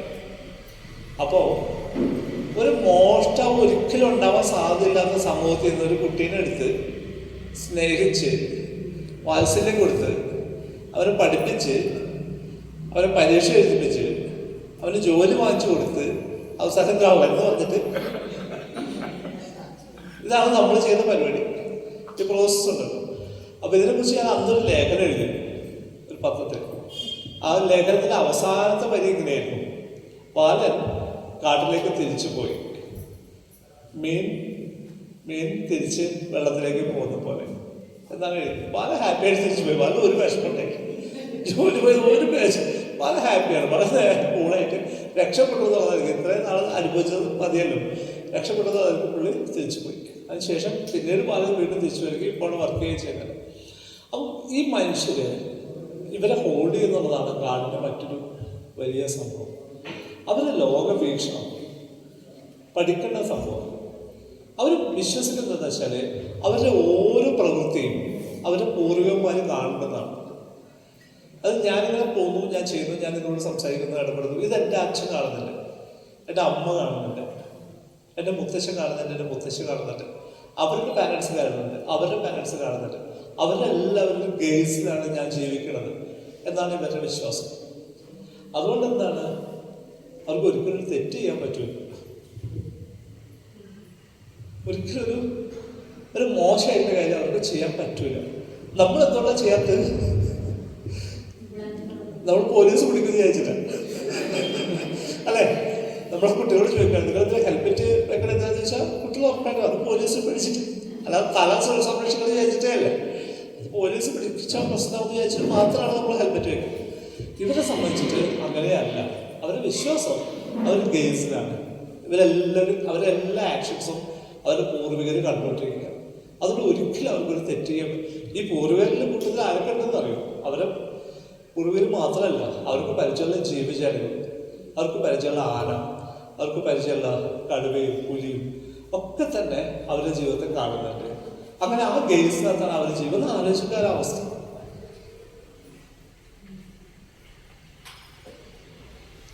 നമ്മുടെയൊക്കെ സ്വകാര്യത എന്ന് പറയുന്ന സാധനം പൂർണ്ണമായിട്ട് നഷ്ടപ്പെട്ടു പോകുന്ന അവസ്ഥ ആലോചിച്ചു. അപ്പോൾ നമ്മളെങ്ങനെ ജീവിക്കുക? ഞാനൊരു എൻ്റെ മുറിക്കകത്ത് കയറി കുറ്റിയിട്ട് അതിരിക്കുന്ന സമയത്ത് പോലും എന്നെ കണ്ടുകൊണ്ടിരിക്കുകയാണ്. എൻ്റെ പൂർവികർ കണ്ടുകൊണ്ടിരിക്കുകയാണ്. എൻ്റെ അച്ഛനെ ബോധ്യമാവുന്ന കാര്യം എനിക്ക് ചെയ്യാൻ പറ്റുള്ളൂ. എൻ്റെ അമ്മയ്ക്ക് ബോധ്യമുള്ള കാര്യം എനിക്ക് ചെയ്യാൻ പറ്റുള്ളൂ. രസമുള്ളൊരു കഥയുണ്ട്. ഒരു ഒളിമ്പിക്സിന് സംഭവിച്ചൊരു കാര്യം. ഓട്ടോമത്സരം നടക്കുകയാണ്. ഓടി വരുന്ന സമയത്ത് ഒരാൾ ജയിക്കാനായിട്ട് മുന്നോട്ട് പോവാണ്. അയാൾ വിൻ ചെയ്യുന്ന ഉറപ്പാണ്. ഫിനിഷിലേക്ക് എത്തുകയാണ്. അയാൾക്ക് ഫസ്റ്റ് ഉറപ്പാണ്. ഇയാൾ വീഴാണ്. ഇയാൾ വീഴുമ്പോൾ തൊട്ട് പുറകെ വരുന്ന ആളല്ലേ. ആ ചെങ്ങാൻ ചെയ്തതെന്ന് വെച്ചാൽ അയാൾക്ക് നേരെ ഓടിയിട്ട് ഫസ്റ്റ് ആവും. പക്ഷെ ഇയാൾ അവിടെ നിന്നിട്ട് ഇയാൾ പിടിച്ചു പൊക്കി, ലോങ് ഡിസ്റ്റൻസ് ആണെങ്കിൽ ബാക്കിയുള്ളവർ കുറച്ച് പുറകെ വരണം. അയാൾ പിടിച്ചു പൊക്കിയിട്ട് അയാളുടെ കയ്യിലെടുത്ത് തോളത്തോട് ഇട്ടിട്ട് അയാൾ പിടിച്ചിട്ട് ഒരുമിച്ച് നടന്നിട്ട് ആ ഫിനിഷിംഗ് ലൈനിലേക്ക് എത്തിയിട്ട് അയാളെ മുന്നിലേക്ക് നടക്കാം. ഇത് വിശ്വസിക്കാൻ പറ്റില്ല. മാധ്യമങ്ങൾക്കൊന്നും മനസ്സിലായിട്ടില്ല. കാരണം ഇയാൾ നേരെ ഓടിയിട്ട് ഫസ്റ്റ് ആവേണ്ട ആവശ്യമില്ലല്ലോ. അയാൾ ഇയാളെ പിടിച്ച് പൊക്കിക്കൊണ്ട് വരേണ്ട ആവശ്യമില്ലല്ലോ. അപ്പം മാധ്യമങ്ങൾ അയാളോട് ചോദിക്കുന്നുണ്ട്, നിങ്ങൾ എന്താ അങ്ങനെ ചെയ്ത് ചോദിക്കുന്നുണ്ട്. പുള്ളി പറഞ്ഞ ഗംഭീരമുള്ള മറുപടി പറഞ്ഞത്, അല്ല ഞാൻ ഓടുന്നത് എൻ്റെ അമ്മ ടി വിയിൽ കണ്ടുകൊണ്ടിരിക്കുകയല്ലേ, ഞാൻ മുന്നോട്ട് ഓടി അമ്മ എന്ത് വിചാരിക്കും? ആലോചിച്ചു. അത് അയാൾ ജയിക്കേണ്ട മത്സരമാണ്. അയാൾ വീണ് പോയി എന്നുള്ളതുകൊണ്ട് ഞാൻ ജയിച്ചു കഴിഞ്ഞാൽ അമ്മയുടെ മുഖത്ത് ഞാൻ എങ്ങനെ നോക്കും? ഇതാണ് മനുഷ്യത്വം എന്ന് പറയുന്ന സാധനം. ഇത് പഠിക്കണമെങ്കിൽ ഇവരെടുത്ത് പോകണം. ഈ മനുഷ്യർക്കാണ് അതാണ് ഉണ്ടാവുക. ആഫ്രിക്കയിൽ പോയിട്ട് ആഫ്രിക്കയിലെ കുട്ടികളെ പഠിപ്പിക്കാൻ ശ്രമിച്ച സായിപ്പുണ്ടായിരുന്നു. ഈ പുറത്തുനിന്ന് വരുന്ന ആളുകളുടെ വിചാരം നമ്മൾ ഭയങ്കര അവികസിതരാണ് എന്നൊക്കെ വിചാരിച്ചു വരിക. കേരളത്തിൽ എൻ്റെ സ്ഥാപനത്തിലുണ്ടായ ഒരു കഥ ഞാൻ പറയാം. ഒരു ബ്രിട്ടീഷ് സ്ത്രീ വരികയാണ്. അപ്പോൾ അവരെ കൂട്ടാനായിട്ട് എയർപോർട്ടിൽ പോകണം. അപ്പോൾ എൻ്റെ സീനിയറായിട്ടുള്ള സയൻറ്റിസ്റ്റ് പറഞ്ഞു അവരെൻ്റെ ഫ്രണ്ടാണ്, അപ്പോൾ അതുകൊണ്ട് ഞാൻ പൊക്കോളാം. സാധാരണ ആ ജോലിയൊക്കെ ചെറുപ്പക്കാരൊക്കെ ചെയ്യാം. പുള്ളി പറഞ്ഞു ഞാൻ പോവാം, കാരണം she's A very prominent scientist and A good friend of mind, അപ്പോൾ അതുകൊണ്ട് ഞാൻ പോവാം. പുള്ളി പോയിട്ട് അവരുടെ സ്ത്രീയെ കൂട്ടി വന്നു. അവർ നല്ല വലിപ്പമുള്ളൊരു സ്ത്രീയാണ്. അപ്പോൾ സത്യത്തിൽ കേരളത്തിൽ അവർക്ക് വേണ്ടി പുതിയ കസേരയൊക്കെ ഉണ്ടാക്കിയിട്ടുള്ളൂ. അത്ര വലിപ്പമുള്ളൊരു സ്ത്രീ. അവരെ കൊണ്ടുവന്ന ശേഷം ശങ്കർ സാർ എന്നെ കണ്ടു പറഞ്ഞു, എടോ പണി പാളിയിട്ടോ. എന്ത് പറ്റി? അല്ല അവർ ഷീസ് റിയലി ഡിസപ്പോയിൻറ്റഡ്. നമ്മൾ എന്ത് പറ്റി? അല്ല അവർ നെടുമ്പാശ്ശേരിയിൽ കൊണ്ട് വരുമ്പോഴേ അവരെന്നോട് ചോദിച്ചു, why are there no beggars here?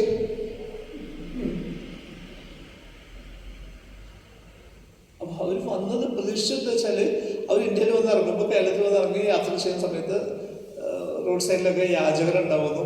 അവരിങ്ങനെ കൈ നീട്ടി നിൽക്കുന്നുണ്ടാവുന്നു. അപ്പോൾ അവർ ഗംഭീരമായിട്ട് അവരുടെ കയ്യിൽ നിന്ന് സാധനം എടുത്ത് അവർക്ക് കൊടുക്കുന്നു. ഇതൊക്കെ പ്രതീക്ഷിച്ചിട്ടാണ് നെടുമ്പാശ്ശേരിയിൽ നിന്ന് തൃശ്ശൂർക്ക് വരുമ്പോൾ എവിടെ അല്ല രാജകീയ റോഡ്, 3 ലൈൻ ട്രാഫിക്, വണ്ടികളൊക്കെ ഗംഭീരമായിട്ട് കൂടും. ഇത് കണ്ടുവർക്ക് വിഷമമായി. ഇവിടെ പാവപ്പെട്ടവരാരും ഇല്ലേ, ഇവിടെ യാചകരാരും ഇല്ലേ, ഇതൊക്കെയുള്ള സംശയം.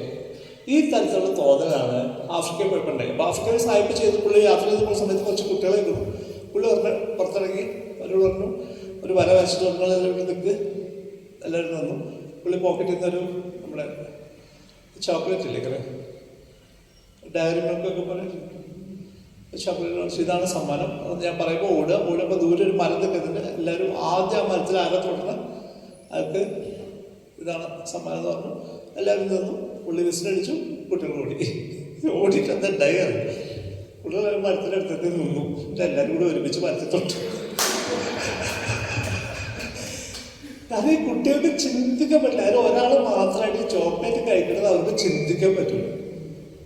എനിക്ക് ബോറാണ് അവസ്ഥ. അപ്പം നിങ്ങൾക്ക് എല്ലാവർക്കും ഐസ്ക്രീം ഇഷ്ടമാണ്. ഞാൻ നിങ്ങളുടെ മുന്നിൽ നിന്നിട്ട് ഐസ്ക്രീം നിങ്ങളത് ആലോചിച്ചു. എന്ത് ബോറും പരിപാടിയാണ്. ഇതാണ് ബോധം. ആഫ്രിക്കയെ കുറിച്ച് ഒരു കഥ കൂടി പറയണം. ആഫ്രിക്കയിൽ ആദ്യമായിട്ട് യൂറോപ്യന്മാർ വരുന്ന സമയത്ത് അവർ പറഞ്ഞത് ഭയങ്കര അവികസിതമായിട്ടുള്ള സ്ഥലമാണ്. കാരണം എന്താ, അവിടെ സ്ത്രീകൾ ജോലി ചെയ്യുന്നു. പുരുഷന്മാരോടൊപ്പം വയലിൽ പണിയെടുക്കണം. സ്ത്രീകൾ ഒരുമിച്ച് പാർട്ടിസിപ്പേറ്റ് ചെയ്തിട്ട് അവിടെ എല്ലാവരും ഒരുമിച്ച കാര്യങ്ങൾ ചെയ്യും. അപ്പോൾ ആ സമയത്തുള്ള വിക്ടോറിയൻ ലോജിക്ക് എങ്ങനെയാണ്? സ്ത്രീ എന്ന് പറഞ്ഞാൽ ഒരു പളുങ്ക് പാത്രം പോലെ ഒരു നഖമൊക്കെ നീട്ടി വളർത്തും. നഖം നീട്ടി വളർത്തേണ്ട അർത്ഥം എന്താണ്? പണിയെടുക്കില്ല എന്നുള്ളതാണ്. മഴ എടുക്കുന്നവരെ നഖം നീട്ടാൻ പറ്റില്ല. വസ്ത്രമൊക്കെ ധരിക്കാന്ന് വെച്ച് കഴിഞ്ഞാൽ ഇങ്ങനെ നീളുള്ള വസ്ത്രമൊക്കെ ഉണ്ടാവും. അതാരെങ്കിലും നടക്കുമ്പോഴൊക്കെ ആരെങ്കിലും പുറകിൽ അങ്ങനെ ലിഫ്റ്റ് ചെയ്ത് കൊടുക്കണം, അത് നടക്കാൻ പറ്റും. ഒരു കുതിരവണ്ടി നിന്നൊക്കെ തലക്കെ ഇറങ്ങണമെങ്കിൽ ആരെങ്കിലും കൈ പിടിക്കണം, കൈ പിടിച്ചാലേ ഇറങ്ങുള്ളൂ. ഇനി എങ്ങനെ ചോരയൊക്കെ ഇറങ്ങേണ്ട അപ്പോൾ ബോധം കിട്ടും. അത്ര ലോലഗതിയുള്ള വിക്ടോറിയൻ സ്ത്രീയുടെ സങ്കല്പമായിട്ടുള്ള UK എന്നുള്ള ബ്രിട്ടനിൽ നിന്നുള്ള ആളുകൾ ആഫ്രിക്കയിൽ വരുമ്പോൾ കാണുന്നത് അവിടെ സ്ത്രീകൾ പുരുഷന്മാർക്കൊപ്പം കായിക അധ്വാനത്തിലാണ്, ജോലിയിലാണ്. അപ്പോൾ അവർ എഴുതി ഇത് ഭയങ്കര അവികസിതമായിട്ടുള്ള സ്ഥലമാണ്, ഇവരെ നമുക്ക് നന്നാക്കാൻ പറ്റും, ഇവരെ വികസിപ്പിച്ചാൽ പറ്റും. അതായത് പിന്നെ പ്രോജക്റ്റ് 1.5 നൂറ്റാണ്ട് കാലം എടുത്തു ആഫ്രിക്കയിലെ സ്ത്രീകൾ ജോലി ചെയ്ത പോലെ UK സ്ത്രീകൾ ജോലി ചെയ്യാന്ന് പറയാം. ഇന്ന് നമ്മൾ തിരിഞ്ഞു നോക്കുമ്പോൾ അതിൻ്റെ തമാശ മനസ്സിലാവും. ഇന്ന് ആരും കഥ പറയൂല. ഇന്ന് സ്ത്രീകൾ ജോലിക്ക് പോകുന്നത് സ്വാഭാവികമായൊരു കാര്യമാണ്. അത് UK ആളുകളും സ്ത്രീകളും ചെയ്യുന്ന കാര്യമാണ്. പക്ഷെ അന്നത്തെ കാലത്ത് അവർ ആഫ്രിക്കയെ കുറിച്ച് മോശം പറഞ്ഞതിന് ഒരു കാരണം അത് സ്ത്രീകൾ ജോലി ചെയ്യണം എന്നുള്ളതിന് കുറ്റമായിട്ട് പറഞ്ഞത്. It took a lot of time. 1.5 നൂറ്റാണ്ട് സമയം എടുത്തു ആഫ്രിക്കയിലെ സ്ത്രീകളുടെ ലെവലിലേക്ക് യൂറോപ്പിലെ സ്ത്രീകൾക്ക് എത്താനായിട്ട്. ഇതാണ് അതിൻ്റെ കഥ. ഇതേ ലോജിക്കാണ് നമ്മളിവിടെ യൂസ് ചെയ്യുന്നത്. ഇവരുടെ എൻഗേജ് ചെയ്യുന്ന സമയത്ത് നമുക്ക് തുറന്നു തരുന്ന, പ്രത്യേകിച്ച് നിങ്ങൾ കവികൾക്ക് തുറന്നു തരുന്ന ഗംഭീരമായിട്ടുള്ള ലോകമുണ്ട്. ഞാൻ ഒരിക്കൽ തൃശ്ശൂരുള്ള ഒരു ഗ്രൂപ്പിനോട് സംസാരിക്കുന്ന സമയത്ത് ഒരു സ്ത്രീ പറഞ്ഞു, എൻ്റെ ശരീരം മുഴുവൻ ഭയങ്കര വേദനമാണ്, എന്താണെന്ന് എനിക്ക് അറിയില്ല,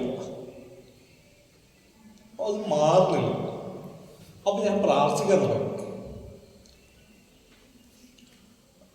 പ്രാർത്ഥിക്കാൻ തുടങ്ങി കഴിഞ്ഞപ്പോൾ ഒരു ദിവസം ഞാൻ സ്വപ്നം കണ്ടു. സ്വപ്നത്തിൽ ഞാൻ കുറേ മരുന്ന് കണ്ടു.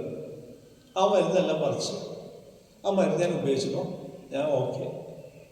ഇത് എന്നോട് പറയുന്നത് നറേഷനാണ്. കേട്ട് ഞാൻ പോകുന്നു. തിരിച്ചെത്തി കഴിഞ്ഞപ്പോൾ എനിക്കൊരു സംശയം, അല്ല ഇവരിപ്പോൾ ഈ എല്ലാ മരുന്നും ഒറ്റ സ്വപ്നത്തിലാണോ കണ്ടേ, അതോ ആദ്യം ഒരു മരുന്ന് കണ്ടു, അടുത്ത ദിവസം മരുന്ന് കണ്ടു, അങ്ങനെയാണോ? അപ്പോൾ എനിക്ക് അവരുടെ കോൺടാക്റ്റുള്ള ഒരു കുട്ടിയുടെ അടുത്ത് പറഞ്ഞു, അതൊന്ന് അവരോട് ചോദിക്കുമോ, ഒന്ന് ആ ചേച്ചിയോടൊന്ന് ചോദിച്ചിട്ടൊന്ന് പറയുമോ.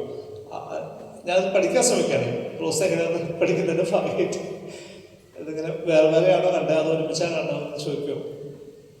2 ദിവസം കഴിഞ്ഞപ്പോൾ കോളന്ന് പറഞ്ഞിട്ട് ഞാൻ വീണ്ടും വിളിച്ച് ചോദിച്ചു, അല്ല ഒന്ന് ചോദിക്കാൻ പറ്റുമോ? ആ ചോദിച്ചു. എന്ത് അവരെന്തോ അവരോട് അതൊന്നും പറയാൻ പറ്റില്ല, അതൊക്കെ പറഞ്ഞാൽ അതിന് ഫലം പോകുന്നു പറഞ്ഞു.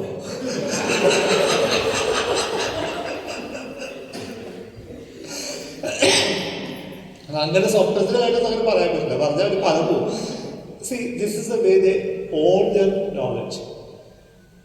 നിങ്ങൾ കണ്ടിട്ടുണ്ടാവും, ധാരാളം പഠിക്കാൻ വേണ്ടിയിട്ട് ഇവരുടെ അടുത്ത് പോകും, ക്വസ്റ്റ്യനൊക്കെ ആയിട്ട് ചോദ്യങ്ങളൊക്കെ ചോദിച്ചിട്ട് അവിടെ പോയിട്ട് നിങ്ങൾ മരുന്ന് അതിനുപയോഗിക്കുന്ന മരുന്ന് ഏതാ, ഇതിനുപയോഗിക്കുന്ന മരുന്ന് ഏതാ പറയൂല അവർ. പിന്നെ അതോ പറയുകയാണെങ്കിൽ എന്തെങ്കിലും കള്ളപ്പേനായിട്ട് പറയാം. അത് അവരുടെ ജീവൻ മരണ പ്രശ്നമാണ്. ഈ കാട്ടിന് ഉള്ളിൽ ജീവിക്കുന്ന ഒരാളെ സംബന്ധിച്ചിട്ട് ഒരു പാമ്പ് കടിച്ചു നിൽക്കും, എന്താ അവർ ചെയ്യുക? അവർക്ക് അടുത്തൊന്നും ഒരു 5-6 മണിക്കൂർ കഴിയാതെ അവർക്ക് ഒരു ആസ്പത്രിയിലേക്ക് എത്താൻ പറ്റില്ല. അതിൻ്റെ മുന്നേ പാമ്പ് വിഷം അതിൻ്റെ പണിയെടുത്തിട്ടുണ്ടാവും. ഇവരെന്ത് ചെയ്യും? അതിനുള്ള മരുന്ന് അവർക്ക് അറിയാം. പക്ഷേ ഈ മരുന്ന് നമുക്ക് പറഞ്ഞു തരികയും നമ്മൾ പോയിട്ട് ആ മരുന്നിൻ്റെ അടുത്ത് പോരുകയും ചെയ്ത് കഴിഞ്ഞാൽ ഇവർ പെട്ടു. അതുകൊണ്ട് അവർ ജീവൻ തന്നെ പ്രശ്നമാണ്. അപ്പോൾ അതുകൊണ്ട് അവരത് പറയില്ല. ഏറ്റവും രസമുള്ള കാര്യം എന്ന് വെച്ചാൽ നമ്മൾ ആദിവാസി ഊരിലൊക്കെ പോയിട്ട് അവരോട് ഭയങ്കര കാര്യങ്ങൾ നമ്മൾ ഭയങ്കര സ്നേഹത്തോടെയാണ് പോകുന്നത്. ഇവരിപ്പോൾ സഹായിക്കണം എന്നുള്ള ഭയങ്കര ആഗ്രഹത്തോടെയൊക്കെയാണ് പോകുന്നത്. അവിടെ പോയിട്ട് അവരെ സഹായിക്കണം കാര്യങ്ങളൊക്കെ സംസാരിച്ചിട്ട് നമ്മളൊക്കെ തിരിച്ചൊക്കെ പോരുമ്പോൾ അവർ ചിരിക്കണ ഒരു ചിരിയായിട്ട്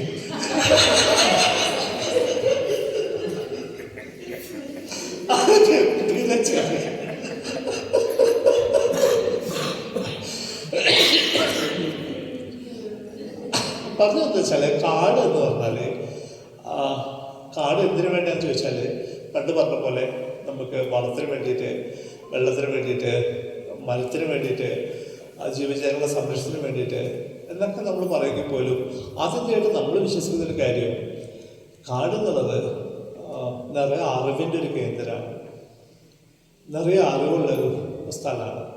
നമുക്ക് ഇനി അറിയാനായിട്ട് എന്തെങ്കിലും പഠിക്കണമെങ്കിൽ നമ്മൾ നോക്കേണ്ടത് കാട്ടിലേക്കാണ്. ഒരു ചെറിയ ഉദാഹരണം പറഞ്ഞാൽ നിർത്താം. നമ്മൾ ചെമ്പരത്തിപ്പൂ കണ്ടിട്ടുണ്ടോ? ചെമ്പരത്തിപ്പൂ കണ്ടിട്ടുണ്ട് അല്ലേ? വലിയ പൂവല്ലേ? നല്ല കളർഫുൾ അല്ലേ? പൂണ്ടാകുന്ന സമയത്ത് മരം മുഴുവൻ പൂക്കളുണ്ടാവില്ലേ? ചെടി മുഴുവൻ.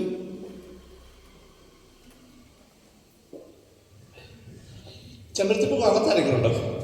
ഇല്ല, എല്ലാവരും കണ്ടു. ഇനി ഈ ചെമ്പരത്തി ചെടിയിൽ കായ കണ്ടിട്ടുണ്ടോ? കായ കണ്ടു?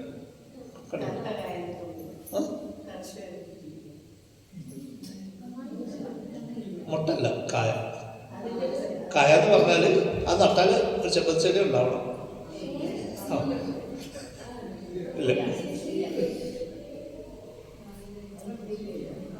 ഇല്ല. ആ കമ്പ് നട്ടാലും മുളയ്ക്കും. ഞാൻ ചോദിച്ചത് കായ കണ്ടിട്ടുണ്ടോ എന്നാണ് ചോദിച്ചത്. ഇല്ല. അപ്പൊ അടുത്ത ചോദ്യം, ഈ കായ ഉണ്ടാവാൻ അല്ലെങ്കിൽ പിന്നെ എന്തിനാ ഈ പൂവ് ഉണ്ടാവുന്നത്? പ്രകൃതി അങ്ങനെ ആവശ്യമില്ലാത്തൊരു കാര്യം ചെയ്യലില്ല. വേണ്ട കാര്യങ്ങൾ മാത്രം ചെയ്യുന്ന സ്വഭാവമാണ് പ്രകൃതിക്കുള്ളത്. ഇവിടെ നമുക്ക് നിറയെ പൂക്കളുണ്ടാവും, അത്രയും ബയോമാസ് ഉണ്ടാക്കണം, അത് കളർ ചെയ്യാനുള്ള പിഗ്മെന്റ്സ് ഉണ്ടാക്കണം. ഇതിൽ ഒറ്റ കായ പോലെ ഉണ്ടാവില്ലേ? ഇത് എന്തിനാ നിങ്ങൾ ചെയ്യുന്നത്? എന്താ കാരണം? ആ തേൻ എന്തിനാ? ആ അപ്പൊ ചാരിറ്റി പരിപാടിയാണ്. ഇവിടെ കുറെ ഷർപ്പന്മാരുണ്ട്, വിശന്നാളൊക്കെ ഉണ്ട്, അവർക്ക് കുറച്ച് ഭക്ഷണം കൊടുത്തേക്കാം, അതാണ് പരിപാടി. മരുന്നാണ്. മനുഷ്യർക്ക് അസുഖങ്ങൾ വരും, അവർക്ക് ചികിത്സിച്ച് മാത്രം ഉത്തരവാദിത്തം ചെമ്പരത്തി ചെടി ഏറ്റെടുക്കുകയും പിന്നെ കുറച്ചും കൂടി മുന്നോട്ട് വേണ്ടി പറഞ്ഞാലും പ്രാന്തമുള്ളവർ പ്രാന്തമുള്ളതാണെന്ന് അറിയാൻ വേണ്ടിയിട്ട് എൻ്റെ മുന്നേ ചട്ട അതാണോ അതിൻ്റെ കാരണം? അല്ല. ആ ആ നിങ്ങൾ പതുക്കെ പതുക്കെ ശരി ഉത്തരത്തിൻ്റെ അടുത്തേക്ക് എത്തിക്കൊണ്ടിരിക്കുകയാണ്. ഒന്നും കൂടി ആദ്യം പിടിച്ചാൽ ഉത്തരത്തിലെത്താൻ പറ്റും. പറഞ്ഞോട്ടെ, സമയം കളയാതിരിക്കാൻ വേണ്ടി. സംഭവിക്കുന്നത് വെച്ചാൽ ചെമ്പരത്തി ചെടി പറയണത് എന്താ വെച്ചാൽ, നോക്ക് എൻ്റെ പൂക്കൾ എത്ര മനോഹരമാണ്, എന്നെ കൊണ്ടുപോയി കൂടെ എന്ന് മനുഷ്യരോടാ ചോദിക്കുന്നത്. അപ്പം നമ്മൾ എന്ത് ചെയ്യും? നമ്മൾ നേരത്തെ പറഞ്ഞ ഒരു കൊമ്പ് മുറിച്ച് പുതിയ സ്ഥലത്ത് കൊണ്ടുപോകും. നമ്മൾ കൊണ്ടുപോകാൻ കാരണം എന്താണ്? ഈ പൂക്കൾ കാണാൻ രസമുള്ളതുകൊണ്ടാണ്. ചെമ്പരത്തി ചെടി നമ്മളോടാണ് സംവദിക്കുന്നത്. ആരോട്? മനുഷ്യരോട്. ആ അതിൽ പൂകൊണ്ടുള്ള ആകെയുള്ള ഉപകാരം മനുഷ്യനെ കൊതിപ്പിക്കുക എന്നുള്ളത് മാത്രമാണ്, മനുഷ്യനെ മോഹിപ്പിക്കുക എന്നുള്ളത് മാത്രമാണ്. മനുഷ്യനാണ് അതിനെ കൊണ്ടുപോകുക. പക്ഷെ പ്രധാന വ്യത്യാസം എന്താ വെച്ചാൽ, നിങ്ങൾ സൈലന്റ് വാലി നാഷണൽ പാർക്കിനകത്ത് പോയാൽ അല്ലെങ്കിൽ സ്വാഭാവികമായിട്ട് ഏതെങ്കിലും കാട്ടിൽ പോയാൽ അവിടെ ഒരു ചെടിയിൽ പൂവുണ്ടായിട്ടുണ്ടെങ്കിൽ ഉറപ്പായിട്ട് കായയും ഉണ്ടായിട്ടുണ്ടാവും. കാരണം അവിടെ മനുഷ്യനൊരു സെലക്ഷൻ ഫോഴ്സ് ചെയ്യല്ല. വേറെ രീതിയിൽ പറഞ്ഞാൽ, ഈ പ്രകൃതി എങ്ങനെയാണ് സ്വാഭാവികമായി പ്രവർത്തിക്കണമെന്ന് അറിയണമെങ്കിൽ നമുക്ക് ഈ ലോകത്ത് ആകെ 2 സ്ഥലങ്ങളിലൂടെ പഠിക്കാം. അതിലൊന്ന് കാടാണ്, മറ്റൊന്ന് കടലാണ്. ഈ 2 സ്ഥലം ഒഴിച്ച് ബാക്കിയുള്ള മുഴുവൻ സ്ഥലവും നമ്മൾ മാറ്റി മറിച്ച് കഴിഞ്ഞാൽ അവിടെയുള്ള ജീവജാലങ്ങൾ മുഴുവൻ നമ്മളോടാണ് റെസ്പോണ്ട് ചെയ്യുന്നത്. കോളാബിപ്പൂ ഉണ്ട്. കോളാബിപ്പൂ മഞ്ഞ കോളാബി എന്താ അതിൽ കായ കണ്ടിട്ടുണ്ട്? കാണൂല. ഇനി നിങ്ങൾ തിരിച്ച് വീട്ടിൽ പോയിട്ട് നിങ്ങളുടെ പൂന്തോട്ടത്തിൽ നിൽക്കുന്ന ചെടികളൊക്കെ ഒന്ന് നോക്കി നോക്കും. അതൊക്കെ നിങ്ങളെ സന്തോഷിപ്പിക്കാനുള്ള പൂക്കളാണ്. പണ്ടൊക്കെ നമ്മുടെ നാട്ടിലുള്ള ആചാരം ഉണ്ടായിരുന്നു. ദിവസം രാവിലെ എഴുന്നേറ്റാൽ എല്ലാ വീടുകളിലും പണ്ട് കാലത്ത് ചെയ്തിരുന്ന കാര്യമാണ്. ഒരു പക്ഷെ നിങ്ങൾ സിനിമയിലൊക്കെ കണ്ടിട്ടുണ്ടോ? മുറ്റടിക്കാറ് കേട്ടിട്ടുണ്ടോ?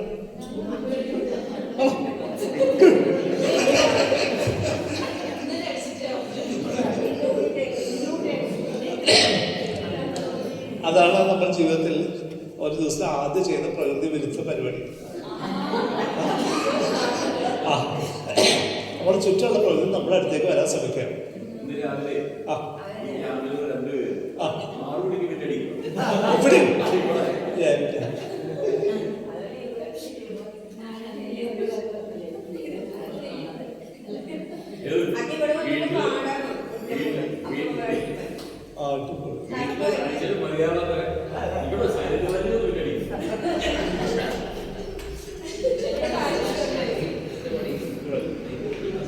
നാട് കുട്ടിച്ചോറാക്കി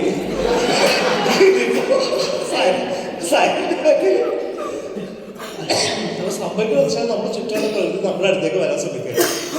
അത് കരിയിലായിട്ടാവും, ചിലപ്പോൾ പുൽനാമ്പായിട്ടൊക്കെ നമ്മുടെ അടുത്തേക്ക് വരാൻ ശ്രമിക്കും. നമ്മൾ ദിവസവും രാവിലെ അടിച്ച് പുറത്താക്കും, ഇങ്ങോട്ട് വരണ്ട, ഇവിടെ നമ്മൾ ജീവിച്ചോ.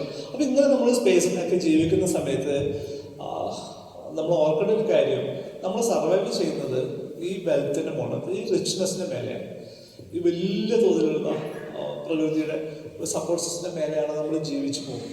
കേരളത്തിലെ എല്ലാ പട്ടണങ്ങളും ജീവിക്കുന്നു കാട്ടിൽ നിന്ന് വരുന്ന വെള്ളത്തെ ആശ്രയിച്ചിട്ടാണ് ജീവിക്കുന്നത്, ആ ശുദ്ധ ജലത്തെ ആശ്രയിച്ചാണ് ജീവിക്കുന്നത്. ഡൽഹിക്ക് പോയിട്ടൊരു പോക്ക് നിങ്ങൾക്ക് അറിയാമല്ലോ, കാണാൻ പറ്റില്ല, കുറച്ച് ദൂരത്തേക്ക് പോലും കാഴ്ച തന്നെ, ഫ്ലൈറ്റുകളൊക്കെ സ്റ്റോപ്പ് ചെയ്യുന്ന അവസ്ഥ.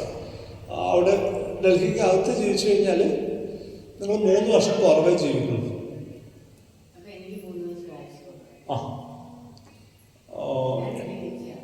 അപ്പം ഇനിയിപ്പോൾ എത്ര പെട്ടെന്ന് റിക്കവർ ചെയ്യാൻ നോക്കാൻ വേണ്ട കേരളത്തിൽ വന്നത്. നമുക്ക് പറയാൻ അത് കേൾക്കുമ്പോൾ എനിക്ക് ഓർമ്മ വരുന്നത് നമ്മുടെ പഴയൊരു മുഖ്യമന്ത്രി ഉണ്ടായിരുന്നു, മുഖ്യമന്ത്രി സഖാവ് നായനാണ്. നായനെന്ന് പറഞ്ഞ രസമുള്ളൊരു കമൻ്റ് ഉണ്ടായിരുന്നു. ഒന്ന്, നായർ മുഖ്യമന്ത്രിയാണ്. അവിടെ രാജീവ് ഗാന്ധി ഉള്ള സമയത്ത് അദ്ദേഹത്തിന് രാജീവ് ഗാന്ധിക്ക് ഭീഷണി വന്നു പറഞ്ഞ വാർത്ത വന്നു, അദ്ദേഹത്തിന് ജീവൻ വന്നു പറഞ്ഞിട്ട് വാർത്ത വന്നപ്പോൾ നായനാർ പറഞ്ഞ ഗംഭീര ഒരു കമൻ്റ് ഉണ്ട്, ഇങ്ങോട്ട് പോലെ ഇവിടെ ഒരു പ്രശ്നം, ഇങ്ങോട്ട് വന്നു, ഇവിടെ താമസിച്ചു, ഇവിടെ ഒരു തരത്തിലുള്ള ഭീകര പ്രശ്നമില്ല, ഇവിടെ സമാധാനം ജീവിച്ചു എന്ന് പറഞ്ഞ ഒരു സ്ഥലമാണ് കേരളം. ഇപ്പോഴും അതിൻ്റെ സാധ്യത കേരളത്തിലുണ്ട്. നമുക്ക് ആ തരത്തിലുള്ള പ്രകൃതിയുണ്ട്.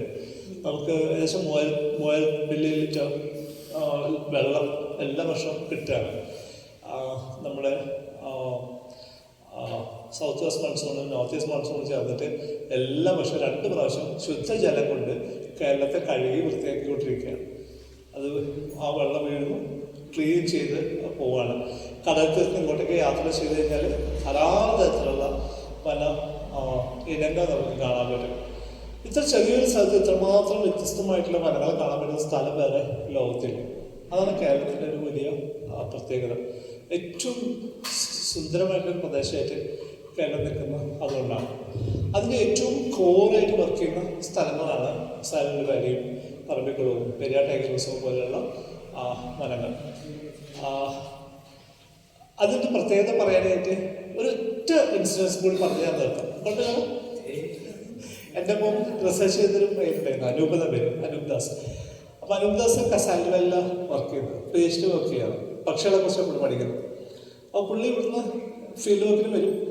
അത് കഴിഞ്ഞ് ഫീൽഡ് വർക്ക് കഴിഞ്ഞ് തിരിച്ച് ഒരു സെഷൻ കഴിഞ്ഞ് തിരിച്ച് കൊണ്ട് വരുമ്പോൾ പുള്ളി എന്നെ വന്ന് കാണും, വിശേഷങ്ങളൊക്കെ പറയും. ഒരു ദിവസം പുള്ളി വീട്ടിൽ പോലും പോകാതെ ഓടി എൻ്റെ അടുത്ത് വന്നു.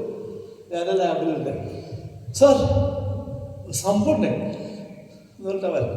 അപ്പോൾ സംഭവം എന്ന് വെച്ചാൽ ഇവർ കാട്ടിൻ്റെ ഉള്ളിലേക്ക് പോകുമ്പോൾ സാധനങ്ങളൊക്കെ ആയിട്ട് പോകും, അരി ഭക്ഷണം ഉണ്ടാക്കാനുള്ള സാധനങ്ങളൊക്കെ ആയിട്ടാണ് ഉള്ളിലേക്ക് പോകുക. ട്രാക്കർ ഉണ്ടാവും, അങ്ങനെ അപ്പോൾ പോകും.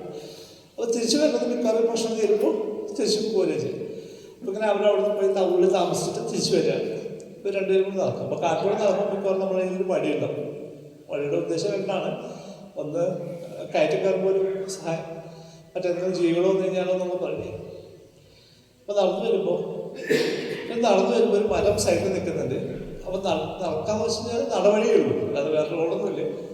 തൊട്ടടുത്തൊരു മരം നിൽക്കുന്നുണ്ട്. ആ മരത്തിന് താഴെ കുറച്ച് കരിയിലാണ് കണ്ടത്. ആ കരിയിലിൻ്റെ ഉള്ളിലൂടെ ഒരു പാമ്പങ്ങ് പോയി. ജസ്റ്റ് പുള്ളി കണ്ടു, പക്ഷെ അത് കരിയിലിൻ്റെ ഉള്ളിലേക്ക് പോയി. അപ്പം അനുഭവം അവിടെ വന്നിട്ട് ഇത് കരിയില മാറ്റണത് ഏതാ പാമ്പെന്ന് അറിയാൻ വേണ്ടി കരിയിലൊന്ന് മാറ്റിക്കാൻ നോക്കും. അപ്പോൾ ആ വാലിൻ്റെ ഉള്ളിലേക്ക് പോവുകയാണ്. ഉള്ളിലേക്ക് നോക്കിക്കൊണ്ടിരിക്കുമ്പോൾ ഇപ്പോൾ ട്രാക്ടർ അപ്പോഴേക്കും കുറച്ച് മുന്നോട്ട് നടന്നു. അപ്പോൾ ട്രാക്ടർ അവിടെ നിന്ന് പതുക്കെ വിളിച്ചു അവിടെ അനുഭവം വിളിക്കും. അനുഭവിച്ചു ട്രാക്ടർ അപ്പോൾ വന്നു അനുഭവിച്ചു പതുക്കെ ട്രാക്ടർ അടുത്തേക്ക് നടന്നു വരുന്നത്. അപ്പോൾ ട്രാക്ടർ എന്തേ ചോദിച്ചു മുകളിലേക്ക് പോകുന്നു. അപ്പോൾ മുകളിലേക്ക് പോകുമ്പോൾ എന്താ അവസ്ഥ അറിയാം? മുകളിലത്തെ രാജഗോപാലൊക്കെ താഴേക്ക് നോക്കിയിട്ടാണ്. ഈ രാജഗോപാലിന്റെ പാലിന്റെ അറ്റാണ് ഈ ചെങ്ങാതി തരുന്നത്.